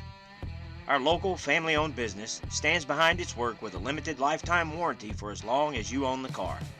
We are the Central Texas choice for RV, heavy equipment, and auto glass since 1998. Windshield chip repairs in under 30 minutes, no appointment necessary. Visit our website at www.proglasstx.com or call 512-930-1365. We welcome you back to the JCT Memorial broadcast booth, brought to you by JMTs. This is the Peanut Butter Bowl game, first game of the season. Peanut Butter Bowl is an initiative to raise money and peanut butter to give to needy families. I was able to interview one of the persons that helped develop the Peanut Butter Bowl, and here is that interview of what the peanutbutterbowl.com is all about.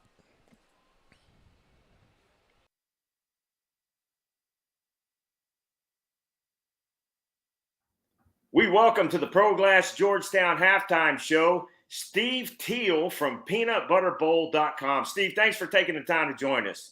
Thanks a lot for having me on, Kelly. I really appreciate it. Steve, we're glad to have you. And I actually stumbled across you because I was checking Coach Griffin's Twitter and saw a PSA that he did for the Peanut Butter Bowl. And this game tonight with Georgetown and Copperas Cove is a peanutbutterbowl.com game. So talk to us about the Peanut Butter Bowl. What's that all about? Man, well, it's really about finding great leaders and coaches like Coach Griffin, Coach Johnson at Copperas Cove, and just inviting them to be a part of giving back to the community, teaching usually their core values of teaching, teamwork and caring about the community just kind of aligns with most of these great coaches, and asking them, hey, do you want to do a Peanut Butter Bowl and get your school involved, your community, your admin? And that's really what it's all about. So talk to us about the Peanut Butter Bowl. I had not heard of the initiative prior to actually seeing this PSA. What is peanutbutterbowl.com about? Yeah, we find great coaches, and then we find great hunger relief organizations that are working in communities and making a difference. So Helping Hands right there in Georgetown, we found them, reached out to them and said, hey, would you take peanut butter and would you take donations online that are given by the Georgetown Eagles? And of course, fortunately, they said yes. So it's really about aligning with these high school football coaches, their teams, their communities, and then teaming up with these amazing organizations like Helping Hands. Well, it's funny that it's Helping Hands, because you'll be glad to know, because of time constraints, I had to back out of it, but I used to be on the board for Helping Hands. You're kidding. Oh, I was. Great organization, and they feed a lot of hungry people, and I was honored to be asked to be on the board and was on the board for a while with Helping Hands. So I'm glad you're doing up with them. Great people. Yeah, that's amazing. And what we do is when we go to a new community, we just try to find, if there's a hunger relief organization like Helping Hands that's right there doing it. Sometimes the coaches get a little confused because we started in San Antonio in 2016. And the way that we are growing is really through our coaches.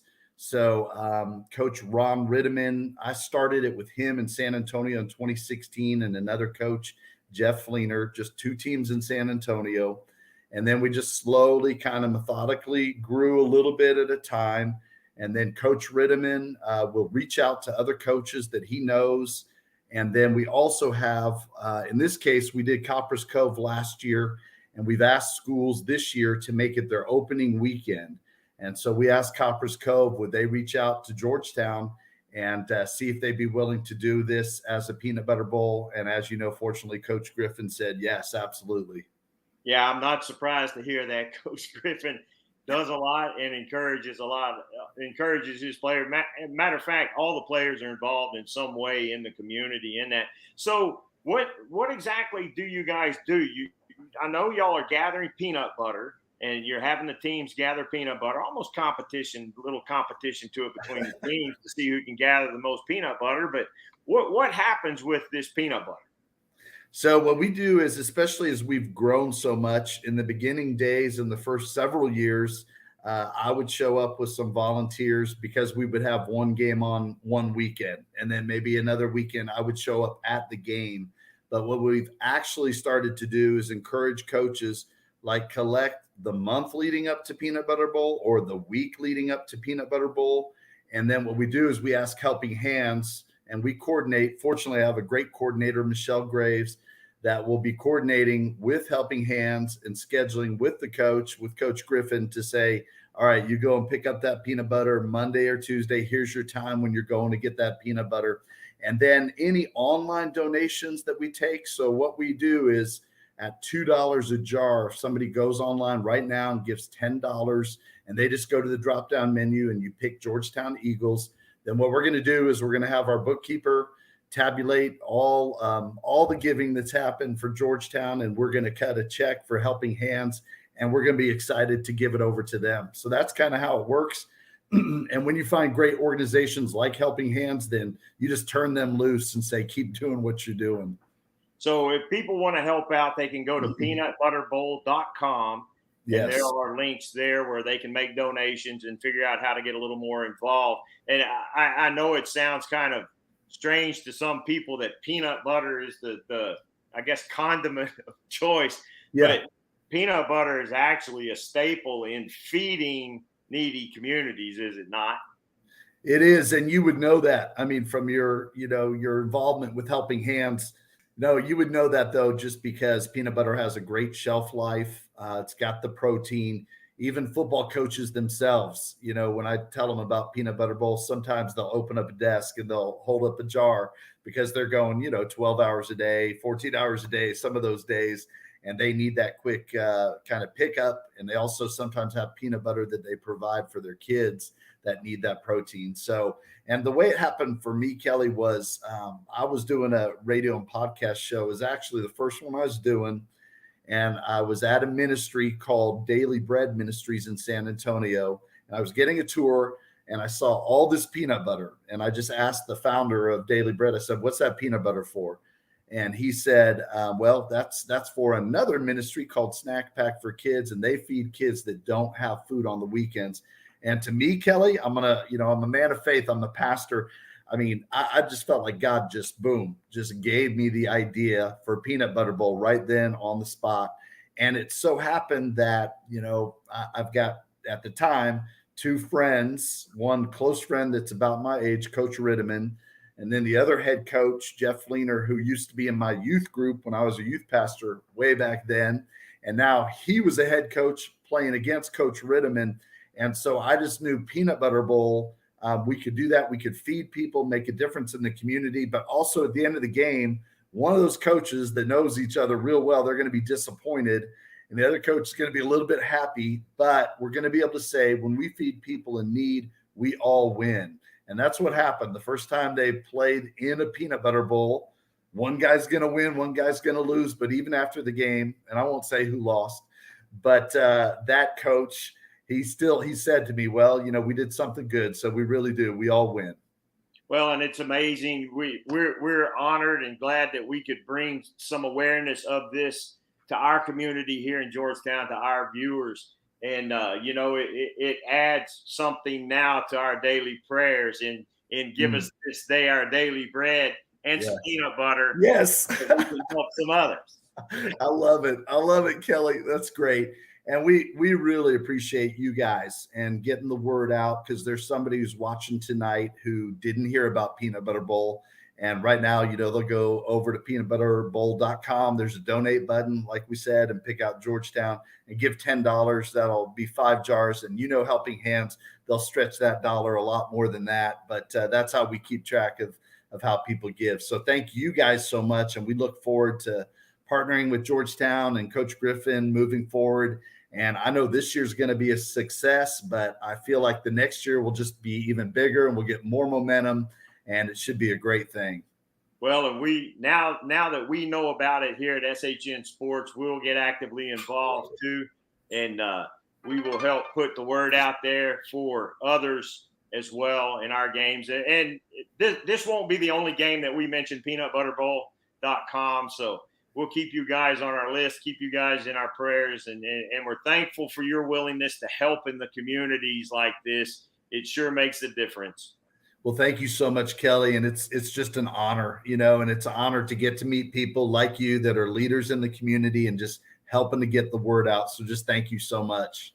Well, Steve, our whole group, SHN Sports, was started with the intent and purpose of highlighting these high school student athletes, the bands, the cheerleaders, our Georgettes. Yeah. And we are, SHN Sports has multiple broadcasts of multiple schools. And this is just another way that we can help these kids and help the community. And we're glad to be a part of that. And we hope that you'll keep us involved in the future. Man, I sure hope so. I'm counting on it. I'm really counting on it.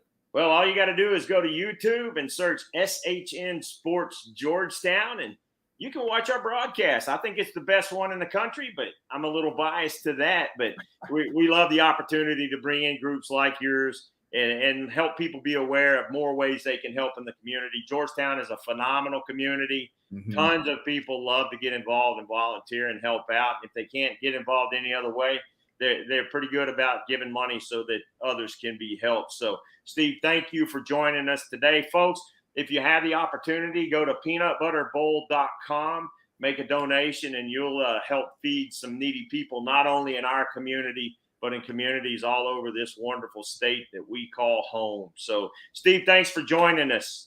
Thank you, Kelly. I really appreciate it, man. And God bless you, and congratulations on all your success. Thank you so much, Steve. Folks, that's Steve Teal with peanutbutterbowl.com. This is the Pro Glass Georgetown halftime show. So stick with us. There's more halftime coming and more football right after that. Stay tuned. We'll be back in just a few minutes.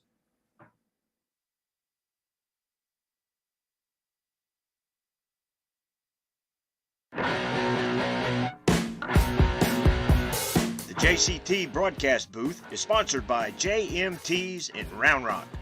JMT's provides customized apparel and promotional items to small businesses, schools, and nonprofit organizations. Our services include screen printing, embroidery, and promotional items. Our game-changing direct-to-film printing allows JMTs to print full-color graphics on your garments. JMTs has the experience and confidence to take on any order. Visit our website at jmts.com or call us at 512-388-5555.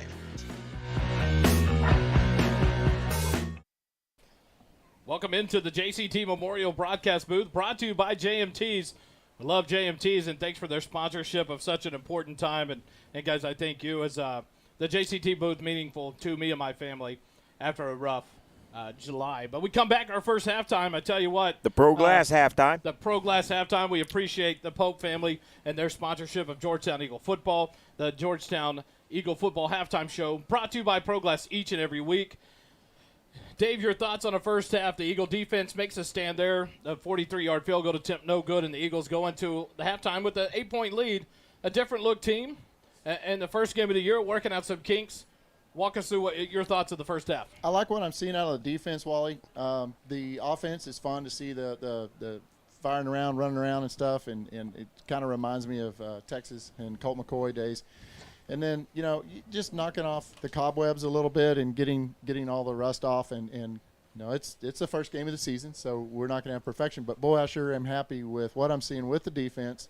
You've got a lot of stars on the Copperas Cove Ball Club, and they're not, not letting them get going very much. And so that's good to see. Kelly, your thoughts on the first half? It's going to be interesting to see what kind of adjustments get made because we talked a little bit about it in the first half. The Bulldogs would gain some momentum, and they would take 2 steps forward, 1 step back, 1 step forward, 3 steps back. They hurt themselves in the first half. The defense did a great job, too. And not only do we have a new defensive coordinator, a little bit different defensive scheme this year, we also have a new special teams coach, and that showed its head a little bit there. We saw that 3-headed kicking monster last year. So Georgetown is throwing some things out, and it's kind of surprised me that they tried some trickery this early in the season because Coach Griffin really likes to keep his stuff secret. You talk about you talk about different things on special teams, and you talk about how that works and different things about that. And Kelly said brings you most of the halftime show there. It's as big as it is. 3 minutes, 25 seconds left in the halftime show. You talk about special teams, and you talk about both teams. And, Kelly, we kept it away from their big man Brown. They kept it away from our big man Dickman. Mm-hmm. And you saw that little chess match going on. No one wanted to give him. Jacob Faltasek steps up, takes the ball back up to almost midfield. Their man steps up, runs it up to about the 40-yard line. So the upbacks knowing they're going to be brought into play here because the big game players are getting left out here. And you guys, we've talked about all the time. I rarely watch where the ball's going. I'm watching what's happening on the line. And when you look at Copperas Cove offensive line, you expect them to absolutely dominate the much smaller because Daniel Obina is probably our heaviest defensive lineman. He's athletic, but he's probably our heaviest one, and he is nowhere near the size of their number 55. Nowhere near it. It's been fun to watch him try and start to run up the middle, and almost every time he's like, yep, nope, and go around this way or go around that way. He's not going to get up the middle on us. So you would think they would attack that left side, and they haven't really. Yeah, and you see where some of the runs have broken out for their man Craig Brown, the running back, the senior number 4. He's broken some runs when they go to that left side. Yep. Nothing really worked out past that first run of the first half by Brown to the right side. But then there was a lot of stuff up the middle, and that's where you fed into Obina, in Lewis. Some good plays you got to see from the ends. Brandon Stovall-Hawkins on the right side, in Lewis on the left side. Faltasek from the linebacker slot sliding in. You miss those big names from last year. A couple of big linebackers, number 3, number 5. All of a sudden it's number 8, number 10. Let's see what these players are going to do. In Lewis had a good first half. Faltasek had a good half. And so an opportunity for those guys to step up. Swap sides with me so I can key up some stuff.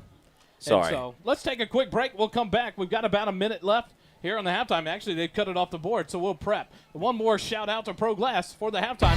We'll be back with your third quarter here on SHN. Our halftime shows this season are presented by Pro Glass of Georgetown. If your car, RV, or heavy equipment needs glass to be replaced, Pro Glass can get the job done in no time. Our local family-owned business stands behind its work with a limited lifetime warranty for as long as you own the car. We are the Central Texas choice for RV, heavy equipment, and auto glass since 1998. Windshield chip repairs in under 30 minutes, no appointment necessary. Visit our website at www.proglasstx.com or call 512-930-1365.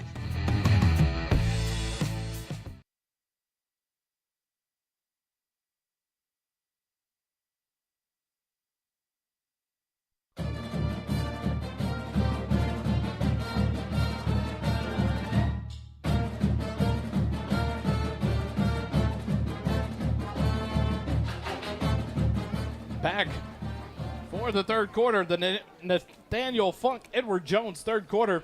The Eagles set to receive here in the second half. Drayden Dickman back deep at the 10-yard line as the kicker set for the Copperas Cove Bulldogs to kick it off from the right side, right to left. And he's going to kick it deep. That's going to give a chance to Dickman. He'll take it at the 15-yard line. Right up the middle, a big hole, 30, 35, and he's knocked down at the 40-yard line. Drayden Dickman, a 35-yard or 25-yard kickoff return, and that's why the chess game went on early. This is the third year we've gotten to watch that speed demon, and he runs a 4.38 something. I think he got time this summer, and you saw it there. That's why they've got him back deep on those kicks. And it's interesting because years ago it used to be, second, third teamers that were on special teams. Now everybody is using first teamers on special teams, and it pays off. Eagles will set up at their own 40-yard line. Near side hash mark. Tucker Griffin in the shotgun. Petter off to his left side. One wide receiver left, one right. Tight end off to the left side. Shotgun snap back to Griffin. He's going to throw it a fade route near sideline. Dickman is going to be just overthrown. It's going to be incomplete. And that'll bring up second and 10 for the Eagles. There was that deep shot. You know it's coming. You know it's coming. Coach Beatty, he'll bait them, get them up short, and then try something deep. And didn't pay off that time, but that's not going to be the last time we'll see a deep attempt. So second and 10 at the 45-yard line. Griffin gets the snap back. He'll turn around, headed off to Petter. He goes to the left side, cuts it back in the middle, up past the 45, 50. He breaks it open, 45, 40, 35, 30, 25, 20, 50, 10, 5. Touchdown, Eagles. Andrew Petter, his third touchdown of the night, and that's a big one there, a 60-yard touchdown run for Andrew Petter on the second play of the first possession of the second half.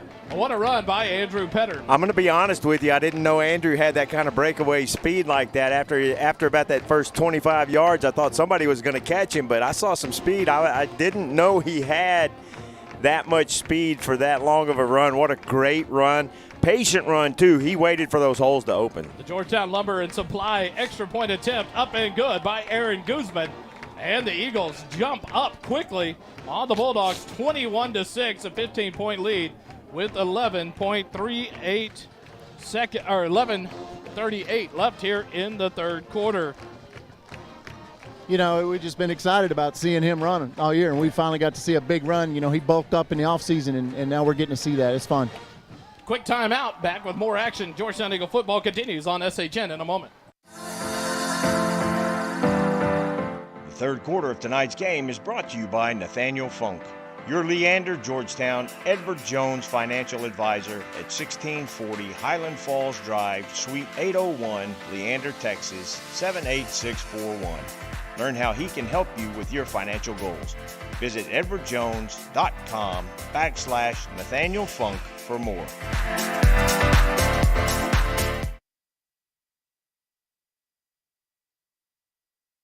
The Georgetown Eagles take a 15-point lead on a 60-yard touchdown run by Andrew Petter. The Georgetown Eagle Football Booster Club scoring drive recap. 2 plays, 16 seconds. Can't beat that, boys. 60 yards for a touchdown by Andrew Petter. His third rushing touchdown of the night. And the Eagles get set to kick it off. The Syntex Shirts and Embroidery kickoff brought to you by Syntex Shirts and Embroidery. I tell you what, doing good things amongst the high schools. I tell you, any sport needs an order. Syntex is there delivering for the Georgetown School District. The official outfitters of your SHN Georgetown Eagles broadcast team. We do appreciate their assistance and the clothing that they have provided. The kickoff deep for the Bulldogs, fielded at the 23-yard line, brought to the left side, up by the 30, drug down from behind at the 36-yard line. Nice tackle there by the Eagle defense. He'll be at the 35-yard line. So Number 16. number 16 on the tackle for your Eagles. That'll be Garrett Lloyd, the junior defensive back, tracking down the returner from behind. 1st and 10 for the Bulldogs at the 35-yard line. Trailing by 15. Here in the Nathaniel Funk, Edward Jones third quarter. Here come the Bulldog offense onto the field. 1 receiver right, 2 left. See what kind of energy that gives the defense.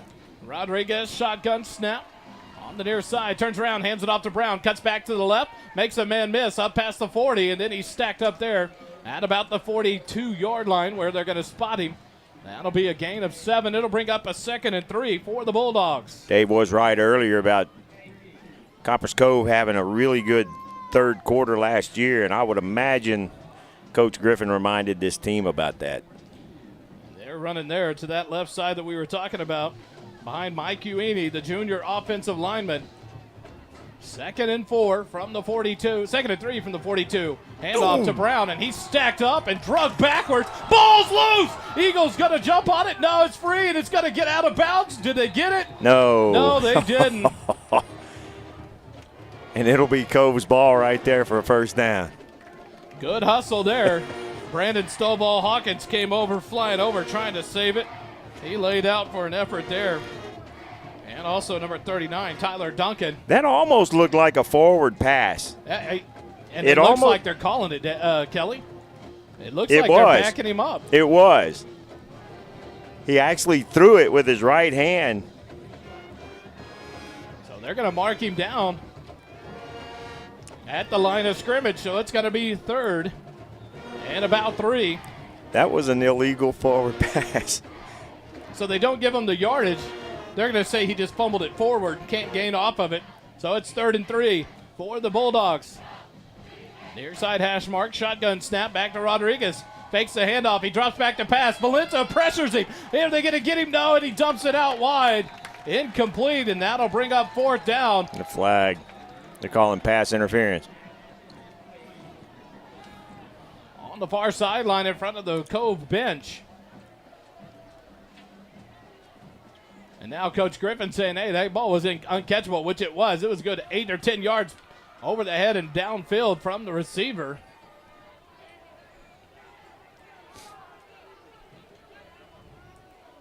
So we'll see what the argument is.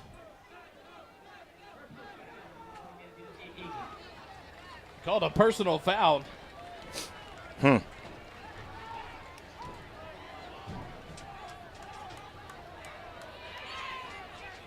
Tonight, the refereeing crew do not have a microphone on the field, so whatever they signal to the booth, we're just hearing the echo across.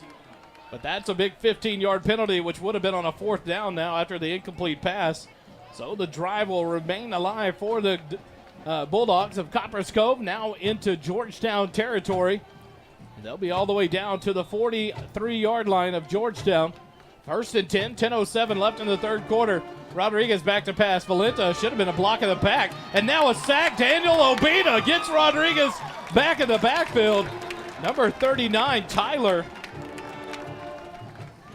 He got pushed in the back. Or Tyler Duncan.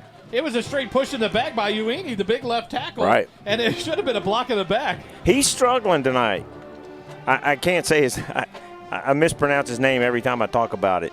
But he's struggling out there on the edge with some speed rushes that are happening out there. And we talked about it. There are some athletes on the edge of this Georgetown defense, and he's struggling. Tyler Duncan got around the edge there, and then Obina gets in for the sack. Now it's back to 2nd and 21. Rodriguez back to pass again. He dances to the left. He sets up, and he's going to be blasted as he hangs one up. It should be picked off, and it is. Interception by the Eagles. Break the tackle up forward all the way back to their own 30-yard line. Pressure applied there by the Eagle defenders. Nolan Rose and Daniel Obina get in and pressure Rodriguez. He hangs it up, and the interception is made by number, was it 13? No. I didn't see who made the interception. 41. That's going to be Scholes. Thomas Scholes, the senior defensive back. went up in double coverage and got it, makes the interception, and now the Eagles have the ball back. 9 minutes, 11 seconds left here in the Edward Jones third quarter. Terrible decision for Rodriguez to throw that football. That's one you just got to throw away and live to fight another down. So the Eagles get the ball back, 1st and 10 at their own 30-yard line. Griffin in the shotgun, empty backfield, turn, quick backwards pass to Petter. It's there wide it is. open, Dickman wide open, he'll catch it at the 37, 30, 25, 20, you're There's not the catching speed. him. Touchdown, Eagles! Now the trickery comes out, and I think Andrew Petter just got himself a touchdown pass. Wow. If that was Petter, I didn't see what to watch the replay, but he hung that one up. Dickman gets it and takes it, a 70-yard touchdown pass and catch for the Eagles. Drayden Dickman.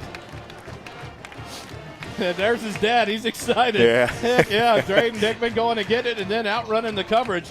Now the G-Town Lumber and Supply extra point attempt. Aaron Guzman back to attempt the extra point. Snap back. The hold is down. The kick is up. And it is good. 28-6. The Eagles lead it by 22 over the Copperas Cove Bulldawgs. 9 minutes left in the third quarter. We'll take a timeout. Be back with more Eagle football on SHN Sports. Extra points and field goals this season are brought to you by G-Town Lumber and Supply. G-Town Lumber and Supply, located at 9400 Brown Lane in Austin, Texas, serves general contractors, subcontractors, and the do-it-yourselfers. We specialize in dimensional lumber, decking, siding, doors and windows, hand-hewn timbers, KDAT lumber, and corbels. Visit us at 9400 Brown Lane in Austin, Texas, or visit our website at gtownlumberandsupply.com.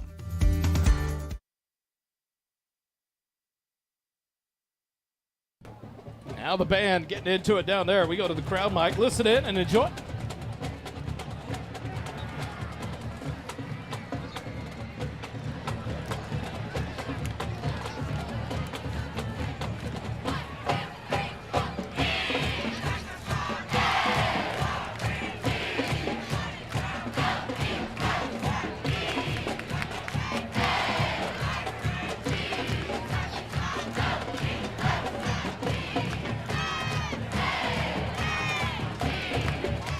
Back here live, Bulldog Stadium, the Eagles with 9 minutes left in the Nathaniel Funk Edward Jones third quarter. They lead it by 22, 28-6 on a 70-yard touchdown passing catch. Jacob Weisheimer, the tight end, takes a little backwards pass from Tucker Griffin and throws it into the hands of Drayden Dickman for the 70-yard touchdown. Man. Took 11 seconds off the clock. I saw it coming. Whenever he threw that ball so far back, I knew I was watching Dickman make his break. And as long as the pass gets there, it gets there. Hey, Wally, while we got a quick break, I do want to thank my cousin Rodney Glosson for helping us with the graphics on the scoreboard. We've got a new scoreboard this year, and he is the reason why we have the new graphics. I think they look amazing. So thank you, Rodney. You know I love you, buddy. I tell you what, it's a perfect time to thank so many sponsors that have reached out and are wanting to, get behind our production of Georgetown Eagle football and to support these young men and this school in its athletic endeavors. And this football team is just one that continues to fight. This program is a storied program and a great crowd, good student body, the band and cheerleaders right now.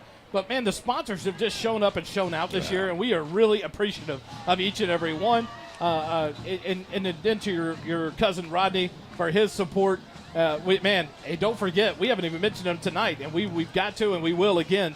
The Golden Rule on Wednesday nights. Yes. Your Georgetown Eagle Nation Coaches Show host every Wednesday night, 606 South Church Street in Georgetown. Come join us this Wednesday night. We'll have Coach Chuck Griffin, a couple of players. I have a feeling Andrew Petter might be on tap. That's just a little preview for the Eagles. The Syntex Shirts and Embroidery Kickoff brought to you here with 9 minutes left in the third quarter, the Edward Jones third quarter.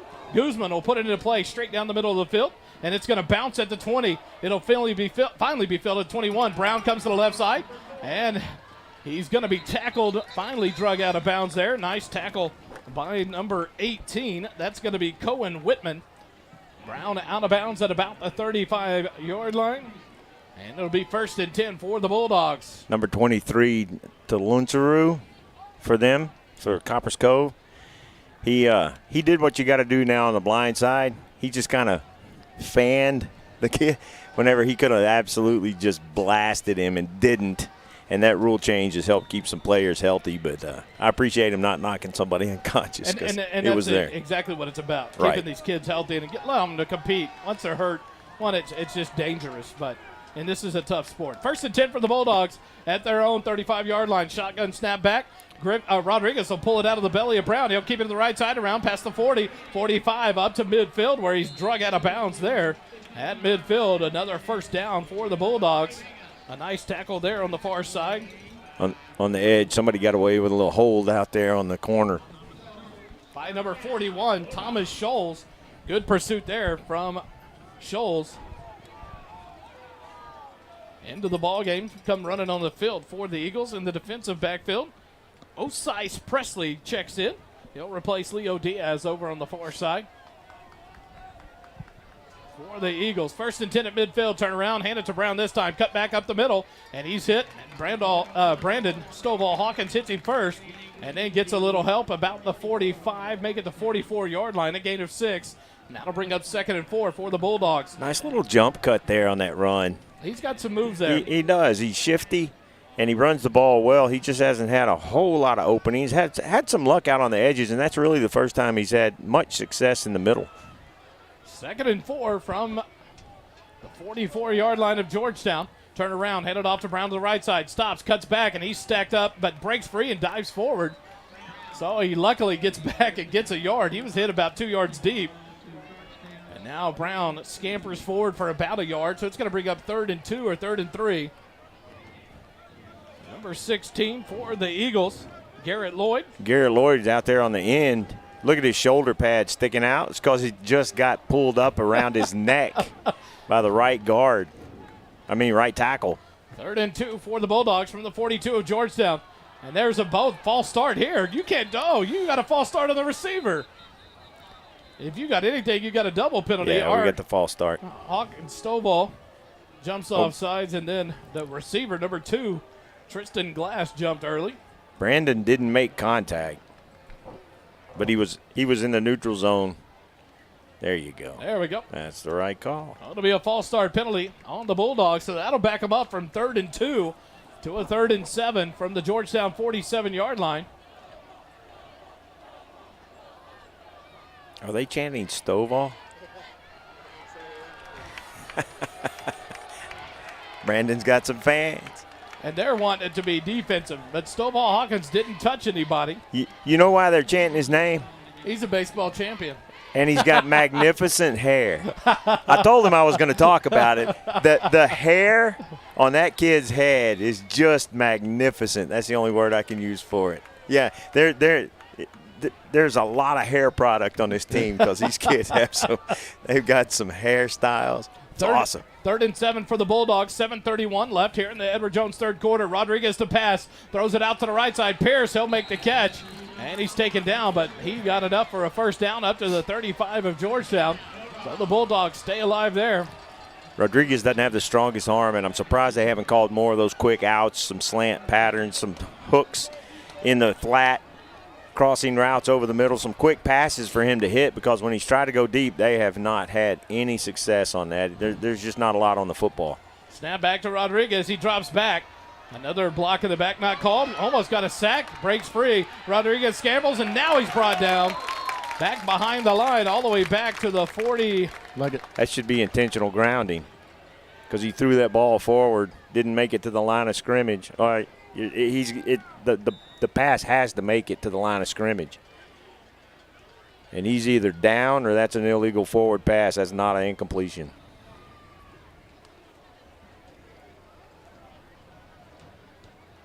Coach Griffin out past the near side numbers arguing. That ball did not get back to the line of scrimmage. And there was no receiver in the area. Coach Griffin upset. It's going to be 2nd and 10. It'll be a shotgun snap back to Rodriguez. He looks right. Pressure up the middle. Rodriguez scrambles, gets away, up past the 30, up to the 25 before he's hit big there by Thomas Scholes. Surprised there's no flag. He and took one to the head. Late. So Thomas Scholes may be out of this ball game. There came in the late flag there by the field judge. And that's the rule. It was targeting based on the rule, and I don't like that they get ejected for that. I think they ought to adjust that. And it was the same back judge that made the call here. Nobody up close to it saw it, and that same back judge saw it. Coach Griffin is furious still about the last call. Should have been intentional grounding like you were saying, or in the grass.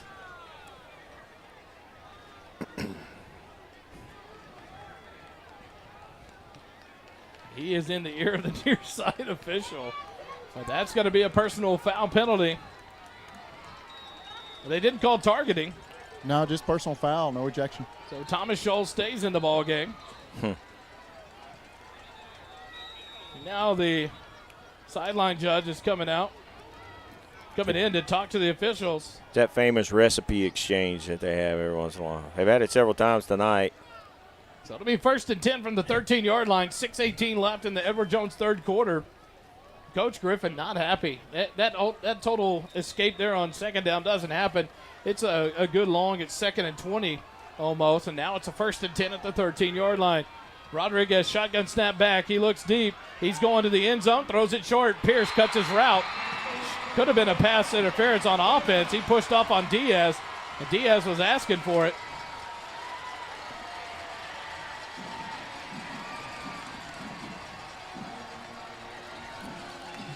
Leo Diaz. Yeah, Leo's getting in the face of that corner over there, and one of his teammates came over and drug him away. Diaz upset. It's going to push it. Pierce, the big receiver, extended those arms out, curled back, made the catch. And the Bulldogs put a touchdown up, now 28-12. I think this time they are actually going to try to kick the field goal. Here is John Ertl on to try the extra point, number 82 for the Bulldogs. 6:05 left here in the third quarter, 28-12 as we sit now.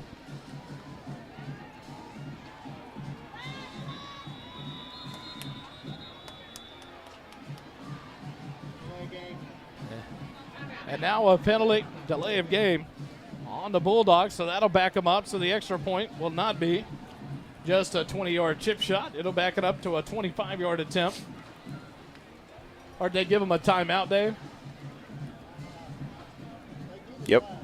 Gave him a timeout. They threw it, but they've awarded a timeout to Copperas Cove to save the flag. So kind of funny. You think you'd take that 5-yard penalty on an extra point attempt instead of wasting a timeout when you're down 16. All right, you're going to need that time. But they take the timeout. 6:05 left here in the third quarter, 28-12. A lot of scoring has popped up here in the third quarter. The Eagles have put up 14, and now Copperas Cove responding with a touchdown of their own. The Eagles have had the ball all of 3 plays here in the third quarter, resulting in a 70-yard touchdown and a 60-yard touchdown. Copperas Cove sets up now to attempt the extra point.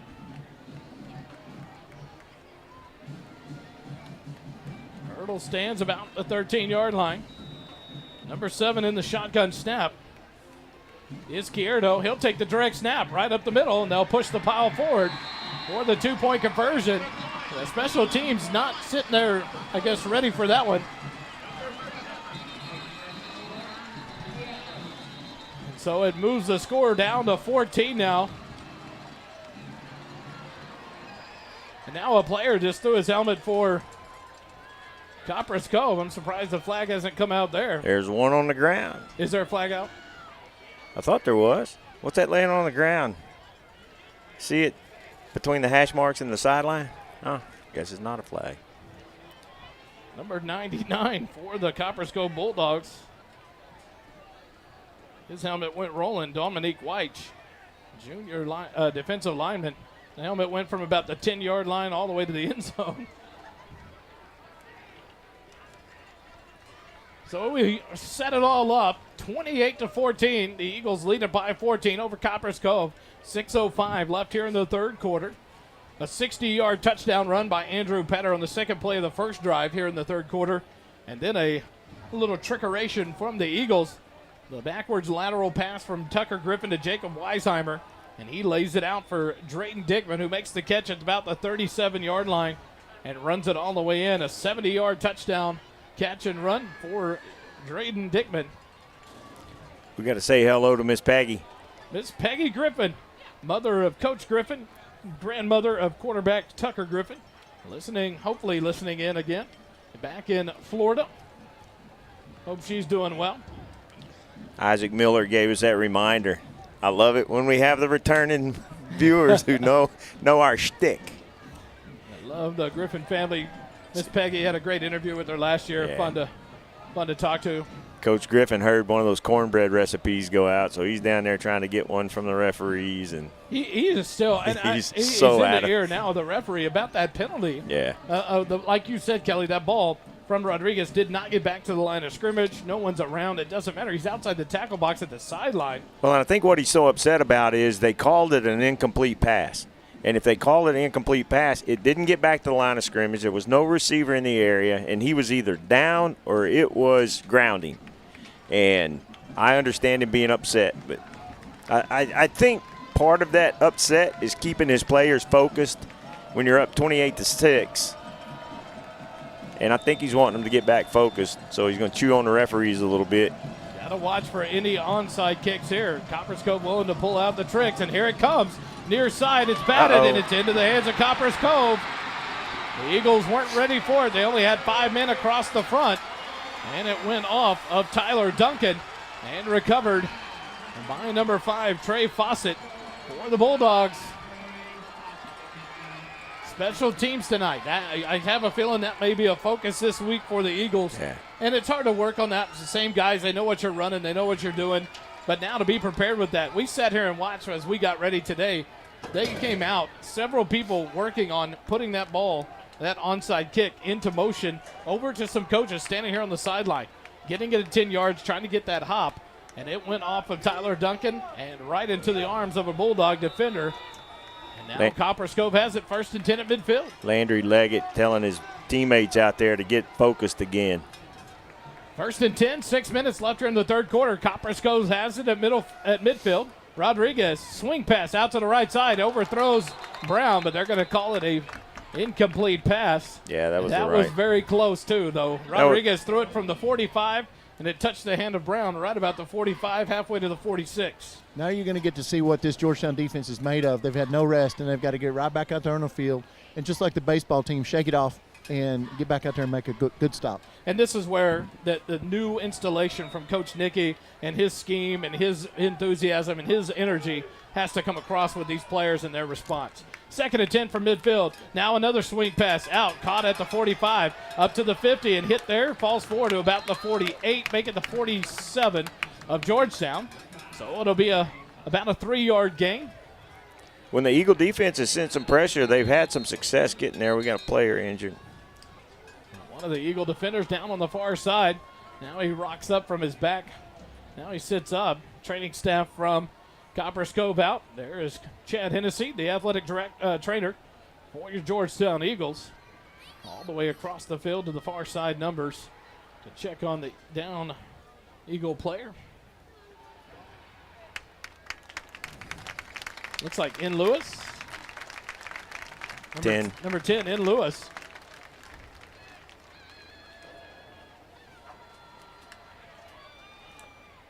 Lewis, the 6'2", 220-pound senior linebacker. He walks off under his own power. They'll come over and check him out here on the sideline. But now we got a 3rd and 7 at the 47-yard line of Georgetown. The defense trying to make a stand here, like you said, Dave. This is where they've got to respond. No rest for the weary. As all they got was a little break for the extra point, then the onside kick, and they're back out there. And now an opportunity to slow this momentum down for Copperas Cove. 5:30 left here in the third quarter. The Nathaniel Funk Edward Jones third quarter. Back to Rodriguez. He drops back one step. Pressure right up the middle. He escapes it. Now scrambles for his life at the 50. Makes a man miss. Now he's going to be tackled back at the 50-yard line. Looks like number 14. That's going to be Mason Goggins in for the tackle back to the 50-yard line. Kelly, is it our D-line that's getting enough pressure? Yeah, and Obina pushing through hard, and that's making it to where he has to scramble? Obina threw that off. He needed 3 seconds for that play to develop anything, and he got about a second and a half. So Daniel got a good push right off the snap of the football, threw the whole play off, And then Leggett missed the tackle but slowed him down long enough for his buddies to come in and make the tackle. I'll tell you what, you can say Obina's name, a name we haven't said a lot, but it is eating up a lot of blocking. Yes. Is Michael Valenta right Yes. there in the middle. Punt back for the Bulldogs. They'll get it off at the 40-yard line. It'll Wow. bounce at the 20, and it'll come to rest about the 15-yard line. Who's 35? That's Brandon Stovall Hawkins. Brandon got tackled right by the punter. But he's all right. He fixed his hair. It's all good. But he had a good effort. Almost Yeah. got to the punter. Number Yep. 18 did the kick there, DeMarcus Green. Well, it was a good hold because if he doesn't hold him, DeMarcus Green may not have got the punt block. He may Right. have been sacked. Brandon was right there on him. But the Eagles get the ball back. The defense does what we're talking about, what you said, Dave. They responded and they held after not getting much of a break. 4:29 left in the third quarter. 28-14. First and 10 from their own 15-yard line. Snap back to Griffin. Turn around. Hand it to Petter. Up past the 15. Runs over a man and rolls all the way up to the 20-yard line. What a run by the junior running back, Andrew Petter. He came tumbling over the top as he ran over one of the D linemen, I think, number 56. got to hurry up going. Little Braxton Ramsey. 2nd and 5 for the Eagles at the 20. Petter to the left of Griffin. Now a quick pass out. Dickman makes the catch at the 23. Cuts back at the 25 up to the 29. That'll be enough for another borrow from Morrow first down. The first time we get to say it in the third quarter because these plays happen so fast. This 99 is just pointing his finger in the face of our lineman. And nobody, they got to keep that from getting out of control before this gets chippy. 1st and 10, and then an offside penalty on the defense. Good job by the offensive lineman to draw the contact and fall down. What's this Dominique White. fun going on with 99? So now it'll be 1st and 5 for the Eagles at the 34-yard line.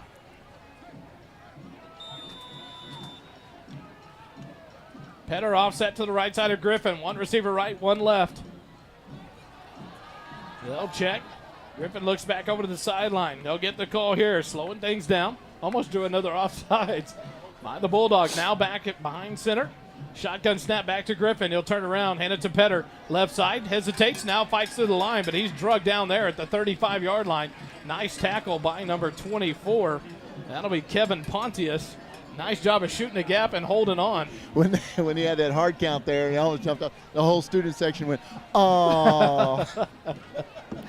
Pontius shoots through and stops Petter for no gain. 2nd and 5 from the 34. One receiver left, one right. Dominguez left, Dickman right. Shotgun snap. Griffin, quick shot out to Dickman at the 39. Taken down at the 40. And that'll be enough for another There we borrow go. for Morrow first down. And there it is. White is continuing to. Now, Broden Elliott shouldn't have to come out there. That was pulled Right. off of him by another player. Good job by the official at the line of scrimmage to call him back in there. I knew it was coming. He was more interested in blocking and trying to put somebody on the ground than he was going after the ball carrier. Never even looked at the ball carrier. And that's the same player that threw Right. his helmet after the touchdown. Yep. And so you can see he's getting chippy and worked up. But the benefit of the Eagles there, another 15-yard penalty from the end of the catch. So Drayton Dickman makes the catch, gets the first down, and then add 15 more yards. Another kind of like we were talking about earlier, this just not as sharp as you might have expected from this Copperas Cove team tonight. But now, flip that side. The Eagles have made some unnecessary penalties as well. 1st and 10 into Copperas Cove territory. A borrow from Morrow, first down at the 39-yard line. Or 44-yard line. A pump and go. Drayton Dickman breaks free, but got he's held. overthrown. Yeah, he got held on the double move by number 12 on the defense, Jalen Thomas. Dickman would have been standing in the end zone with another touchdown catch. That was a smart hold. I mean, if a penalty can be smart, that was smart because he was beat. If Dickman gets by him, he was flat-footed because he bought Dickman's first move. He bought the pump fake, and he saw Drayden run away from him once tonight. He wasn't going to let it happen again. That was actually a pretty smart hold. Dickman comes out. Bruce goes left. Dominguez right. Now Griffin spreads out to the left slot. Back to Petter, and Petter's going to keep it right up the middle. Across the 45-40. He's got some running room. Breaks the tackle 35-30, 25-20. He'll cut back about the 15 down to the 12-yard line. A big run out of the Wildcat. And Tucker Griffin out there blocking for Petter. And now we're in the Smoothie King red zone. Another borrow from Morrow first down here at 2:53 left in the third quarter. Nathaniel Funk, Edward Jones, third quarter. Thank you to Nathaniel Funk in the Edward Jones office. Bringing you third quarter action here on SHN Sports. Now Dominguez split left, Dickman back in on the right side. Now Griffin splits out right slot. Nope, he'll come all the way to the near sideline. And now Petter in the Wildcats. Shotgun snap back to Petter. He has to rein it in and then try to get back to the line of scrimmage. He's going to lose a yard there. The snap was high. Petter did a great job of at least keeping control of it, not letting it get over his head. You know, surprisingly, that's the first bad snap we've seen tonight. And for a first game, even out of both teams, you haven't seen one for Copperas Cove as well. That's good to see. Things smooth on the exchange from the center to the quarterback. That'll bring up 2nd and 10. They mark him back down at the 12-yard line, so Petter did a great job of getting back to the line of scrimmage. 2nd and 10 from the 12. Far side hash mark. Shotgun snap back to Griffin. Pitch out to Petter on the left side sweep. Up past the 10-yard line. Drug out of bounds about the 9. That'll get a 3-yard gain on 2nd down. It'll bring up 3rd and 7 from the 9-yard line for the Eagles. Weisheimer comes out. And number 80, Dax Lambright, comes in. 3 receivers right, 1 left. Dominguez, the lone receiver, left. Dickman on the near sideline. Lambright and Bruce make that Millock, the tight end, on the right side. Petter offset to the left of Griffin. Shotgun snap on the far side hash mark. Griffin steps back, turns, looks to pass to the corner, and there's Marquise Dominguez for an Eagle touchdown, baby. What a play there.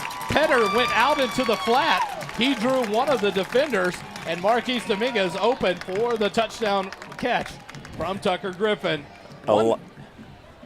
Mixed up the play calling on that drive. Very good play calling. Coach Beatty did a good job of mixing that up and keeping the Bulldog defense on their heels.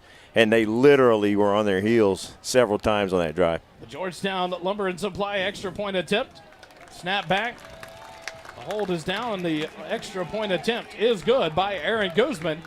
And the Eagles push the lead back up to 21, 35-14 with 1:42 left here in the Edward Jones third quarter. We'll take a quick timeout. Be back with more Eagle football on SHN. The third quarter of tonight's game is brought to you by Nathaniel Funk, your Leander, Georgetown, Edward Jones financial advisor at 1640 Highland Falls Drive, Suite 801, Leander, Texas, 78641. Learn how he can help you with your financial goals. Visit edwardjones.com/Nathaniel Funk for more.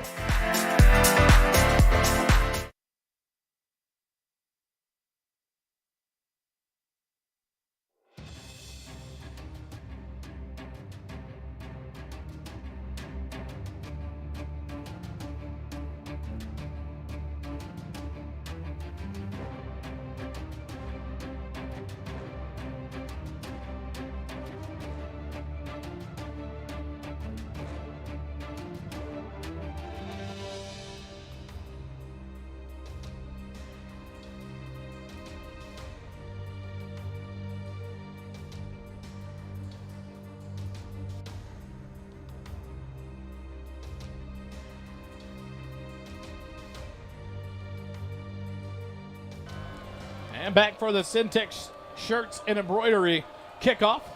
The 3-headed kicking monster, as we have termed it last season. Back in action for the Eagles here in the Edward Jones third quarter. Right down the middle. They'll be fielded at the 25-yard line by the up man. He'll come to the left now, back to the middle, up past the 35-40. He'll ride a slew of Eagles forward all the way up to the 47-yard line. You like this lead, but there's going to be some coaching this week, especially on the special teams, because some guys are leaving their lanes, missing some blocks. But you like this score, and that's the kind of week you like to have.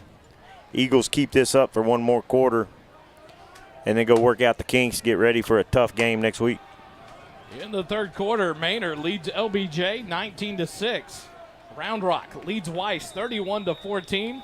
Cedar Ridge leads Cedar Park 27-7. What? 1st and 10 at the 47-yard line for the Dogs. They turn around, hand it off to Brown right up the middle, 50, 45 into territory, breaks the tackle, makes a man miss up to the 35, 30, and tackled down about the 28-yard line. A big run there by Craig Brown, the senior running back for the Bulldogs. He showed some of that elusiveness right there on the big first down run, all the way into Eagle territory at the 28-yard line. 1st and 10 for the Eagles, or for the Bulldogs. 2 receivers left, 1 right. Brown right back behind Rodriguez. Now snap off the mask of the quarterback. The ball's loose and the Eagles got it. He wasn't ready. It went off the face mask of the quarterback, Rodriguez. And the Eagles recover. Is that Brandon Stovall Hawk? You got to be kidding me.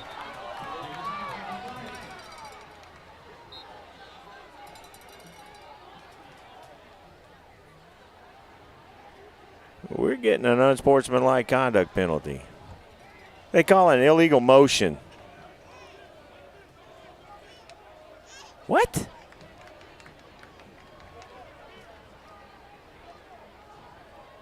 Illegal procedure on the defense?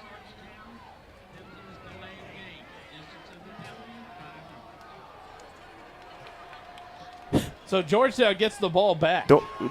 They call the delay of game on Georgetown. So I don't know how it happened, but Georgetown got the ball back. 1:03 left here in the 3rd quarter. The Eagles get the ball back. They got punished for a defensive delay of game. I'm not sure why. They came running off the field with the ball. And so now they'll get the ball back. 1:03 left, and they're at their own 26-yard line. 1st and 10. 2 receivers left, 1 right. Petter in the backfield behind Tucker Griffin. Now a man in motion, turn around, fake the handoff, blitz up the middle. Griffin escapes, going to get it out to Bruce about the 26-yard line. Back to the line of scrimmage. No gain, but we didn't lose yards. Good job there by Tucker Griffin to avoid the sack. The pressure was on quickly there. So a 2nd and 10 with 57 seconds remaining. Got another score update. Eastview is behind Westwood 42-21. That game may be over. I think they started at 7.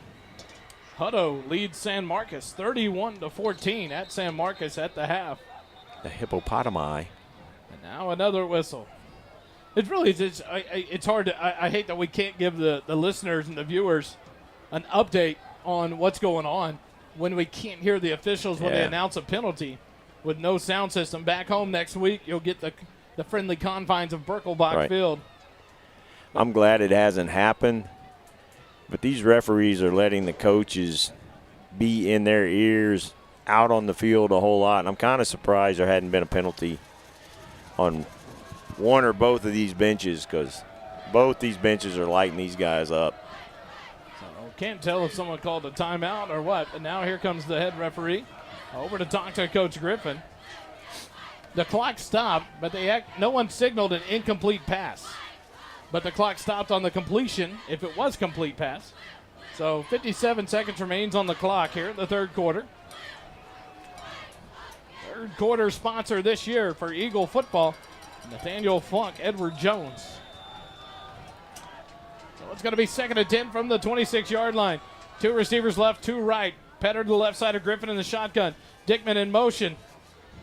Now it's going to be a little end-around pitch, and here comes Dickman around the far side, up past the 30, about the 35-yard line. He's run out of bounds. We'll see where they spot him. He gets out of bounds there. Looks like they're going to mark him out about the 33-yard line. So a gain of 7. What a great way to put that ball, put the ball in the hands of your fastest player when he's at full speed already. That's a great play call. I like that. Braden Dickman on the run. We're 7 yards. 3rd and 3 at their own 33. Got to get to the 36-yard line for the first down. 50 seconds left here in the 3rd quarter. And here comes another whistle, and that'll be a timeout called by Coach Chuck Griffin of the Georgetown Eagles. Let's take it with them. 47 seconds remaining in the 3rd quarter. We'll be back after this timeout. You're listening to Eagle Football on SHN Sports.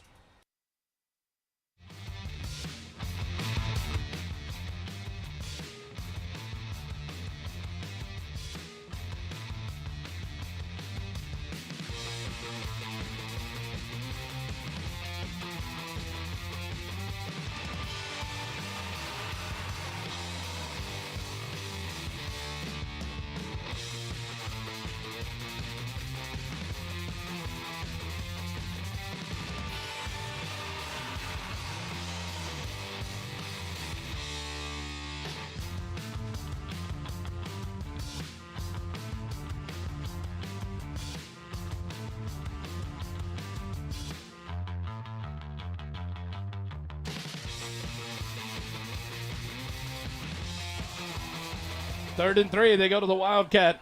Griffin comes out wide to the near side.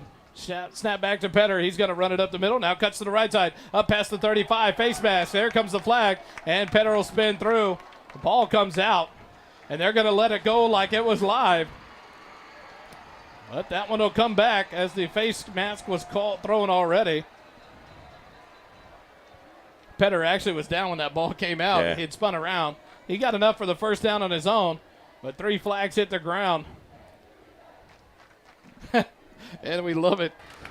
The student section making sure the Copperas Cove defense knows that they cannot do that. It's a courtesy. They're trying to help them understand the rules.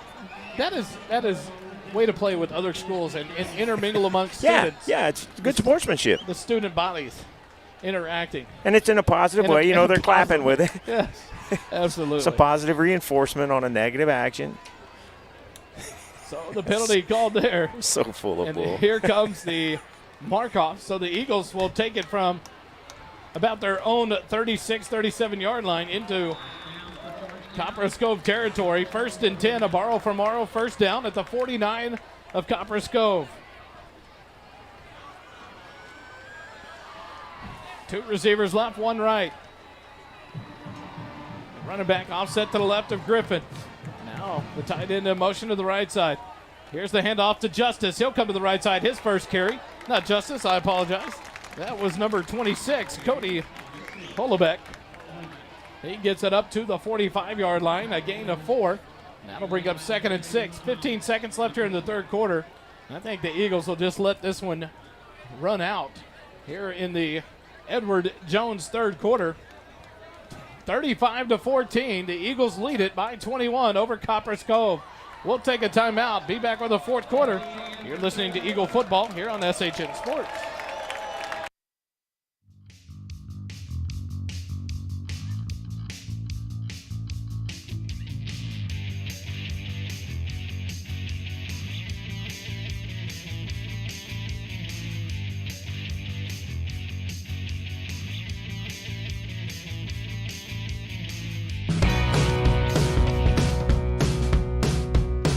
Quarter sponsor for this season is Minuteman Press Georgetown.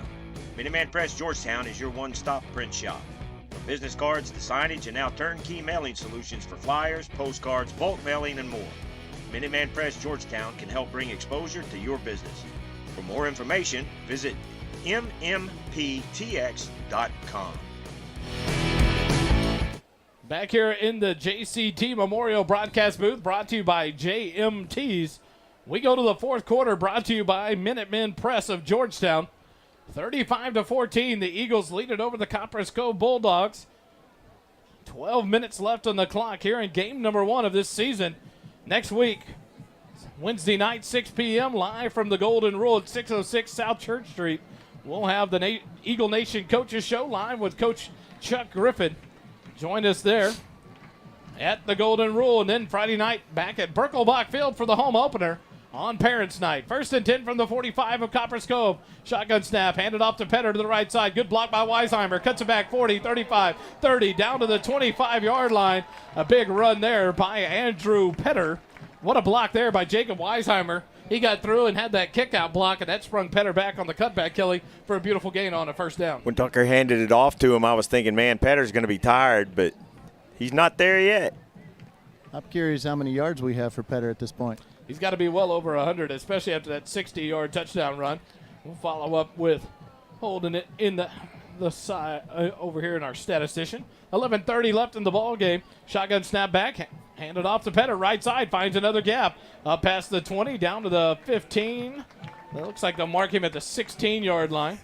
I love it whenever a defender makes a tackle way down the field and then gets up and talks. Petter will come out. Holobeck will go back in. Borrow from Morrow, first down in the Smoothie King red zone, and you're talking. That's awesome. 2nd and 1 from the 16-yard line. Nice 9-yard gain on first down for Andrew Petter.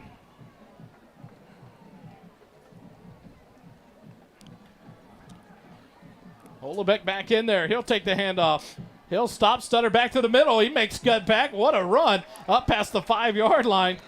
Cody Holobeck doing some good relief work for Petter, and he got a good run there. Cut back in the middle. Kelly for a big gain into the first and goal now. Yeah, when Hollyback can give you that kind of support, you get the rest of your starter. Ball's on the ground. Ball's on the ground, and that'll be the first turnover for the Eagles as Hollebeck squirts out from his arms, recovered by the Copperas Cove Bulldawgs. And the drive ends there with 10:30 left in the fourth quarter. Somehow on that play, Big 99 got hurt for Copperas Cove. Well, number 99 down on the ground. That's going to be Mr. Weich. Dominique Weich, junior defensive lineman. He's down on his back. So while they tend to him, we'll take a short timeout. 10 minutes, 30 seconds left here in the fourth quarter, 35-14. Georgetown leads it over Copperas Cove. Back with more Eagle football in just a minute on SHM. Kickoffs this season are sponsored by Syntex Shirt and Embroidery. At Syntex Shirt and Embroidery, we offer a variety of unique custom clothing and gifts, as well as personalized embroidery for gifts, schools, fundraisers, businesses, and more. Stop by our shop at 1911 North Austin Avenue, Suite 103, and check out our in-stock spirit apparel, or check out our website at www.syntexshirt.com. Syntex Shirt and Embroidery is the official outfitter of the SHN Sports Georgetown Eagles broadcast team.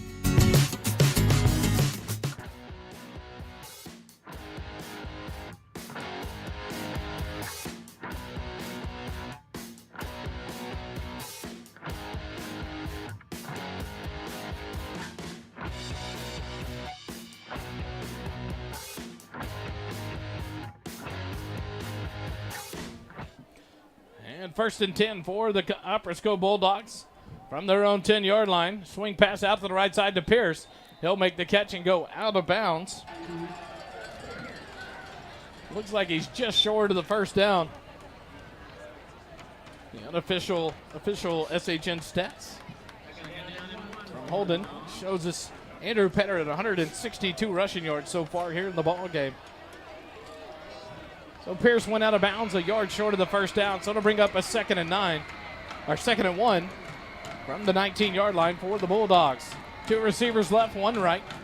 Brown in the backfield behind Rodriguez. Shotgun snap back to Rodriguez, handoff to Brown, and he's hit immediately, and he loses 3 yards back to the 16-yard line. Oh, man. Let's see who all gets up in that pile. Landry Leggett was there. 57 was first to him. Number 57 on the tackle.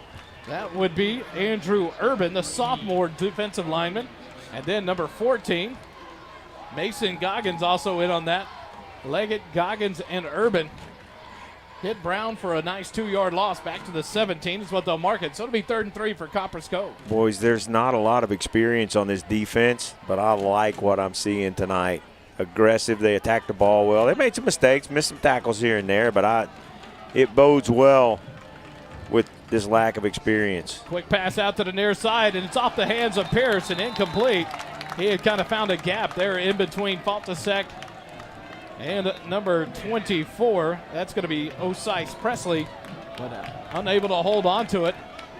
So a 4th and 3 now for the Copperas Cove Bulldogs from their own 17 with 9:38 left in the ball game. When you meet Presley, you think he's 35 years old. He looks like he's 35. We were laughing about it because he goes, yeah, they call me Grandpa.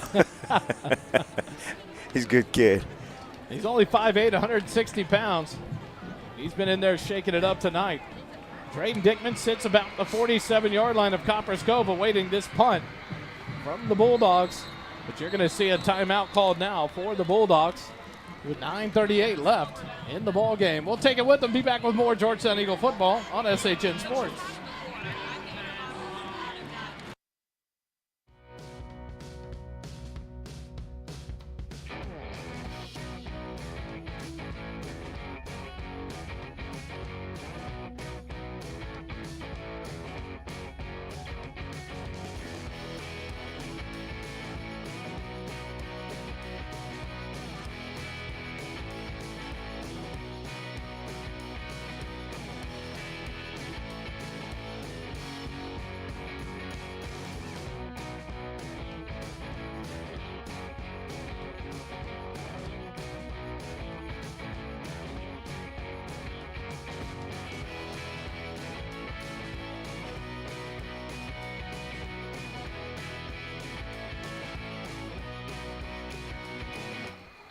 Now Copperas Cove back to punt it away from their own 17. It's going to be a fake punt, and it's not going to work out. Landry Leggett lays out the fake puntist. Number 18, DeMarcus Green got leveled by Landry Leggett at full steam, and the Eagles take over the ball, 1st and 10, within their own red zone, I believe. It will be at the 17-yard line. He got no yards. Landry needs to send that boy's mom a note because that was she is upset about that one. That hurt. Landry Leggett came flying over. He read that play. They were not going to let the fake go again. And it was good. He didn't lead with the helmet. He got him with the shoulder. And now Noah Boris, the backup quarterback junior, in to take over the duties for the Eagles here with 9:26 left in the fourth quarter. Let him throw. He's got a strong arm. He'll hand it off to Holbasek. He'll cut back.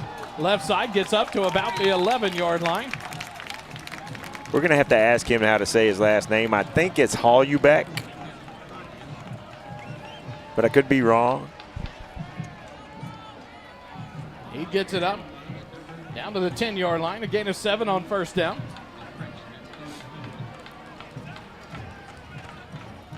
So it'll be 2nd and 3 inside the Smoothie King red zone.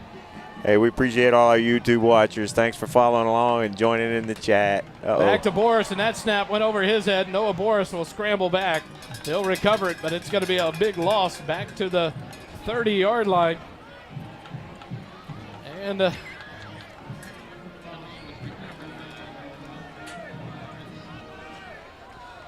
that'll put Broden Elliott right back in there at center. I was going to say, it looked like 65 came back in. Yeah, Broden Elliott, the starting center, came back in quickly there. That one shot over the head of Boris. He did a good job of tracking it down, but now it's 3rd and 23 from the 30-yard line. 3 receivers right, 1 left. And that'll be a free 5 yards. Make it 3rd and 18.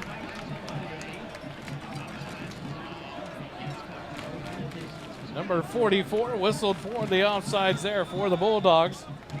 Cameron Tuasosopo.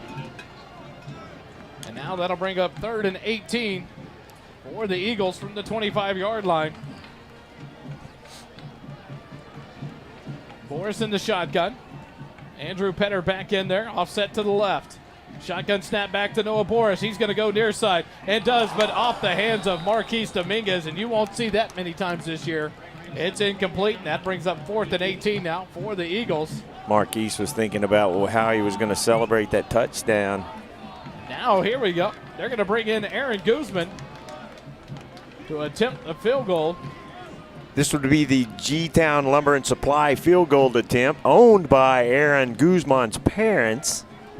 So that's an appropriate sponsorship. It'll be spotted at the 32-yard line. A 42-yard field goal attempt for Aaron Guzman. Snap. Back. Hold is down. The kick is away. The low line driver. And it gets through. Aaron Guzman knocks through the 42-yard field goal to move the lead up to 24 points. 38-14 with 7:41 left here in the ball game. The Georgetown Eagle Booster Club, Football Booster Club scoring drive summary. That one went right at 2 minutes. Actually went negative yards, but it capped off by a beautiful 42-yard field goal by Aaron Guzman. The negative yard scoring drive. Yeah, that's when you know things must be going well. Yeah. Has Guzman missed tonight? No. So far, we are perfect from Dave. extra points. Oh, no. That brought to Dave. you by Dave England. You are fired and after this game is over and you're done on the camera. A final. Leander Glenn beats Comal Piper 34-10. Bowie leads Vista Ridge beat Vista Ridge 28-7. Hutto still leads San Marcos. They haven't updated that in a while. What about that Cedar Park score? Cedar Park still 27-7 in the third quarter for what it shows. Wow. Let me refresh the screen just to make sure I haven't missed anything. Nope, 27-14 now. Cedar Ridge over Cedar Park. Maynard 27-6 over LBJ. Round Rock beat Weiss 31-14. Liberty Hill beats San Antonio Wagner 35-21. Westlake leads Ridge Point 37-14. Hutto 38-14 over San Marcos in the third quarter. Liberty Hill probably had 3 yards passing, if that. Where did they play? On a Liberty football Hill was field. at home. At home tonight. Now the three-headed kickoff monster gets ready for the Eagles. 7:41 left here in the Minutemen Press Georgetown fourth quarter. Aaron Guzman will kick it away. Near side floater, fielded about the 30-yard line on the run by number 2. He's hit, gets forward past the 40, and now the pile pushes forward. 45-50 into Eagle territory. Can't tackle his shoulder pads. And about 8 of the 11 on-field players for the Copperas Cove Bulldogs were in that pile, pushing that one forward. The return there by Tristan Glass. A&M Consolidated victorious over Huntsville, 38-13. Oh, oh man. Manor New Tech leads Eastside Early College 38-8. Lago Vista trails Cameron Yo 43-28. Cameron Yo, man, years ago they used to be the big dogs. 1st and 10 for the Bulldogs. Roll out and another sack. Ball's out! Ball's out, and there the Eagles get it. A beautiful sack by number 57, Andrew Urban. And the ball recovered by number 15, Omarion Lucas. The senior pounces on it. And another flag on the field. I like what I'm seeing from the defense.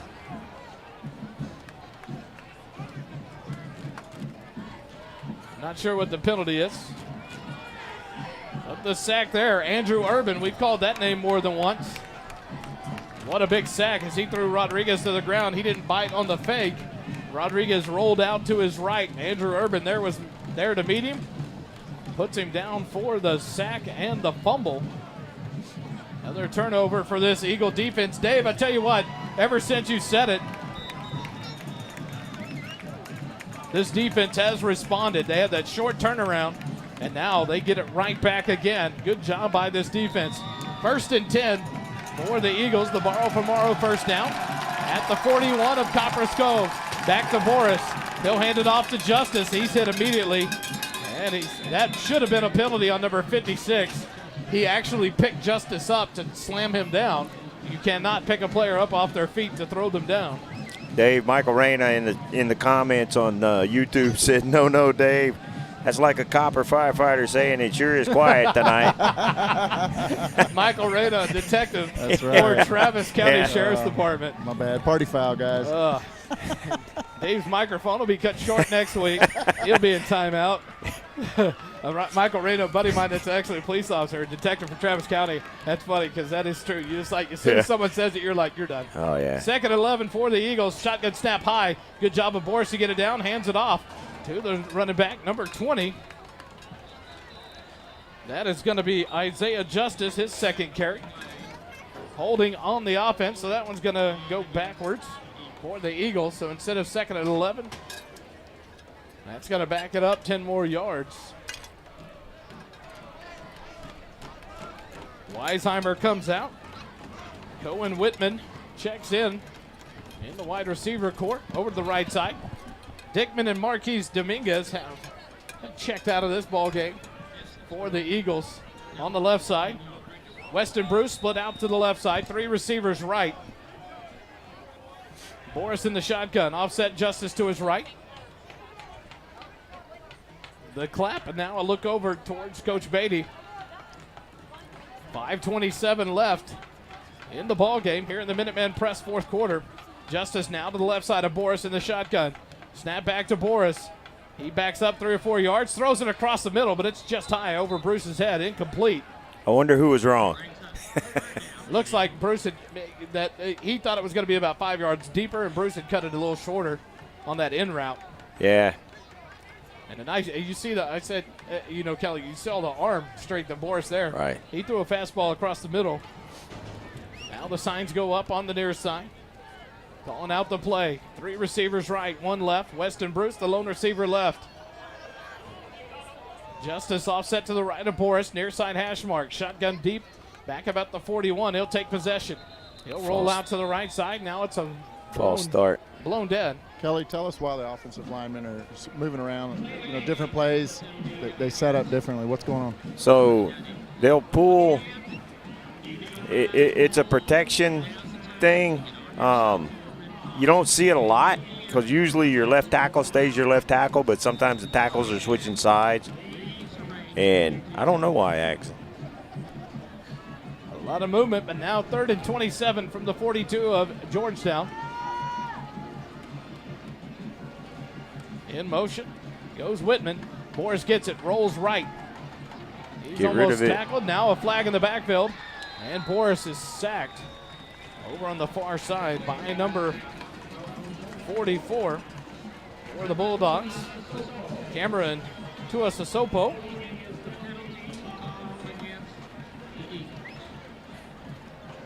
Penalty called on the Eagles.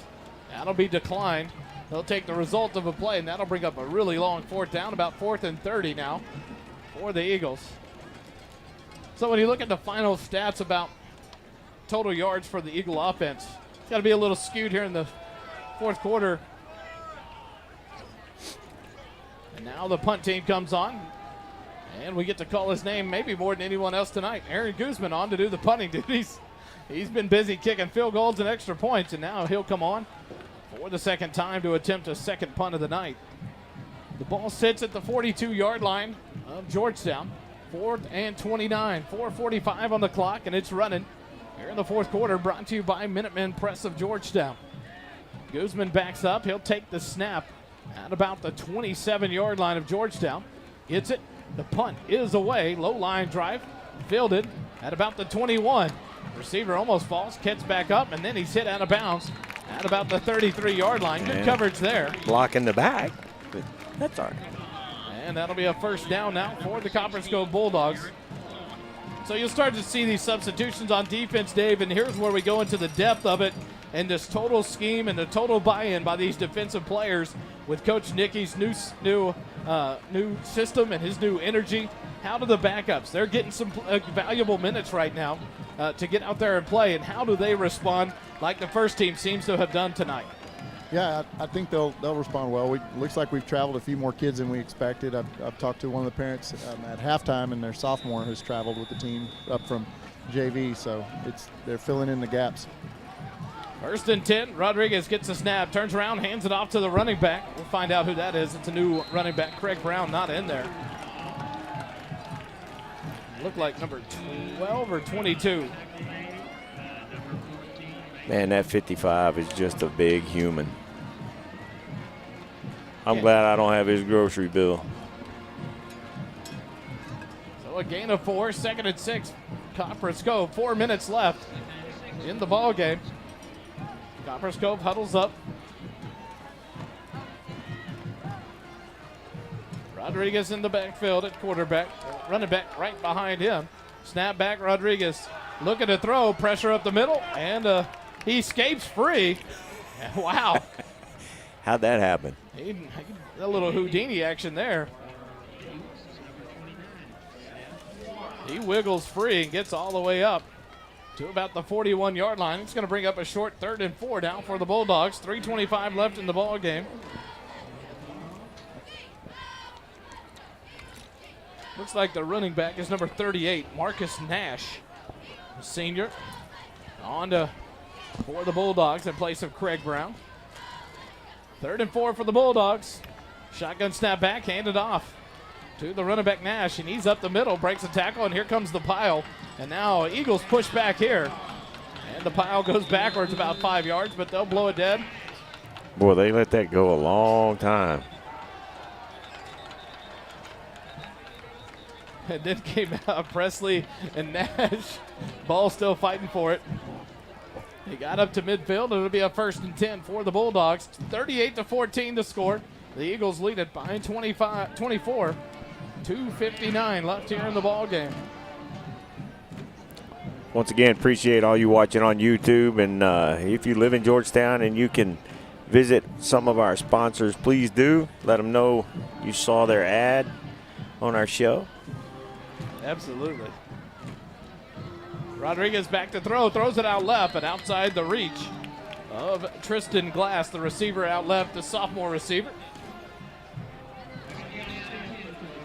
That'll be 2nd and 10 now for the Bulldogs.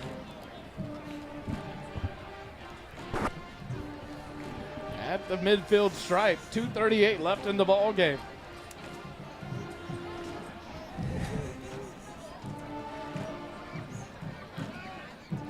Here in the Minutemen press 4th quarter. Rodriguez now back in they've taken their time now. Clock stopped because of the incomplete pass. Turns around, the play busted. Rodriguez will keep it up the middle, past the 45, up to the 42. Saw a play like that on ESPN. Said they handed it to Manti Te'o's girlfriend. He's nowhere to be found. Now a good little run there by Rodriguez. The funny thing is he turned around and held it out there. Never even looked to see if Nash was coming. And then he just took off running. And a good little scamper there for Rodriguez. He gets 8 on the first down. It brings up a 3rd and 2 from the 40-yard line. Correction, 3rd and 2 from the 42-yard line of Georgetown. 2 receivers right, 2 left for the Bulldogs. Far side hash mark. Rodriguez looking to pass. Pressure up the middle. He'll scramble off to the left side. Points to a man downfield. Now he's going to throw it up, and it's way overthrown. Wow. The battle's continuing long. I'm surprised. No excessive whistles, no flags, anything to try to stop it. Offensive lineman and defensive lineman about 12 yards downfield. That umpire just watching it going, hey, what are you boys doing? It brings up 4th and 2 now for the Bulldogs. 1:57 left here. 6 o'clock Wednesday night, live from the Golden Rule at 606 South Church Street. The Georgetown Eagle Nation Coaches Show live with Coach Chuck Griffin. Myself, Kelly DeVoll will be there. Get the deviled eggs. Beautiful appetizer. Shotgun snap back to Rodriguez. A quick pass outside. Pierce drops it. He heard the footsteps of none other than number 16, Garrett Lloyd. And it's a turnover on downs. Yes, sir. Very well done. 1:52 left here in the ball game. The Eagles will take back over. 38-14 your score. They're going to go to 1-0 on the year. Copperas Cove will drop to 0-1. Next week, 7 o'clock, the rest of the year, 7 o'clock kickoffs for high school football on the Georgetown Eagles schedule. We'll be live back at Birkelbach Field for the first home opener, Parents Night. Live. Fans, if you're going to be at the game, remember the Booster Club has a tailgate. Early, about 5 o'clock, they start eating. Be there to line that road as the players walk from the field house over to the locker room. It is a neat part to be a thing to be a part of. That everyone is welcome to the tailgate. They ask for donations to cover some costs so no one loses money in that, but to get the crowd there together and enjoy it. Snap back to Boris, and he'll take a knee back at the 35-yard line. They're going to let this clock run out. 1:45 and counting here in the ball game. Eagle Booster Club, one of the sponsors. Appreciate them very much.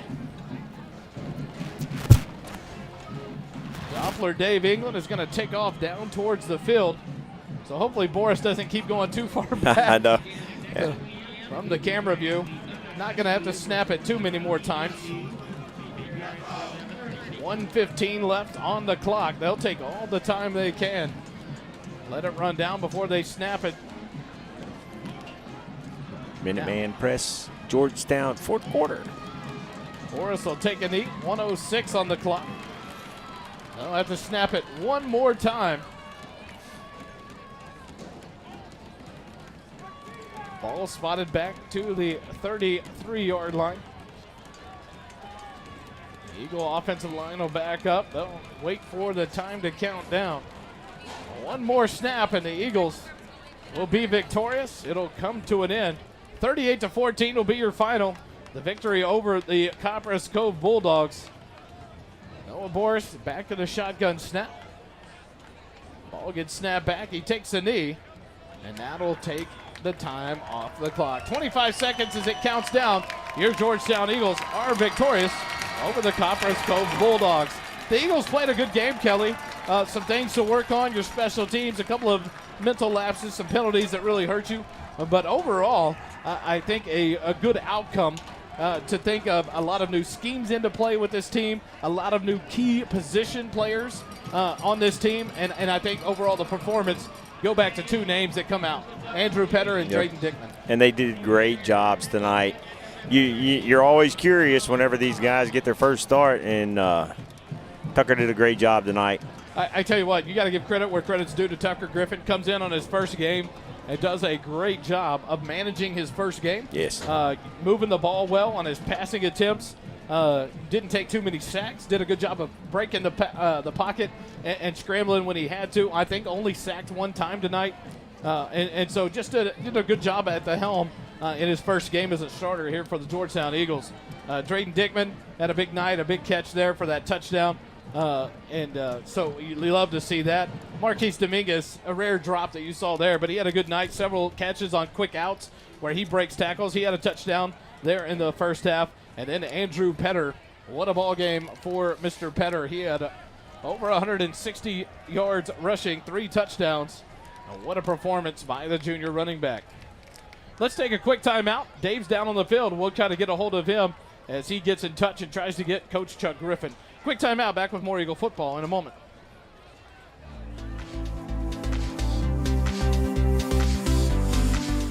The first quarter of tonight's game is sponsored by Fine Line General Contractor.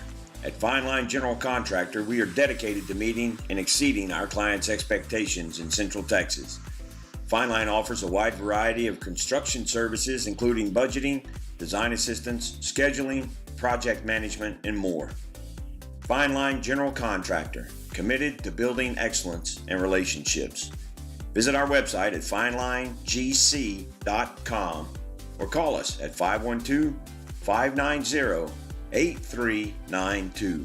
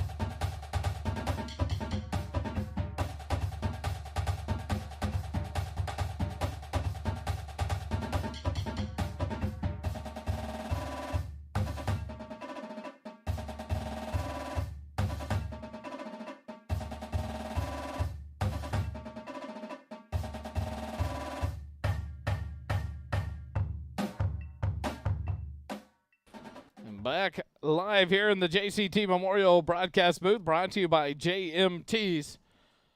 Unable to get a hold of Coach Griffin. He's headed into the locker room, and he's got to be happy. A 38-14 win over the Copperas Cove Bulldawgs. Your Eagles improved to 1-0 on the year. They win the season opener on the road, and then now we get to go back home to the GISD Athletic Stadium, Birkelbach Field, next week to take on the Vista Ridge Rangers in our home opener. It'll be parent night. So a beautiful win here on the road. Andrew Petter, a big night, 3 rushing touchdowns. Drayton Dickman, a couple of touchdowns. Tucker Griffin looked good. No interceptions. Just a couple of little miscues. Olebeck with a fumble. But just it looked like the exchange didn't come through well. A couple of bad snaps there in the fourth quarter. But things you can clean up. When you look at the final score, it's a big victory, 24-point victory. There's still some question marks. The biggest question mark coming into the night was the defense. And I think they erased a few of the question marks. Still some stuff to work on, but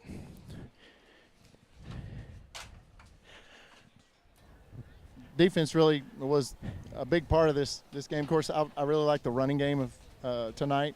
I'm curious to see the stats and how well the running game was, but you've kind of got the feeling like it was working really well, and they kept going to it.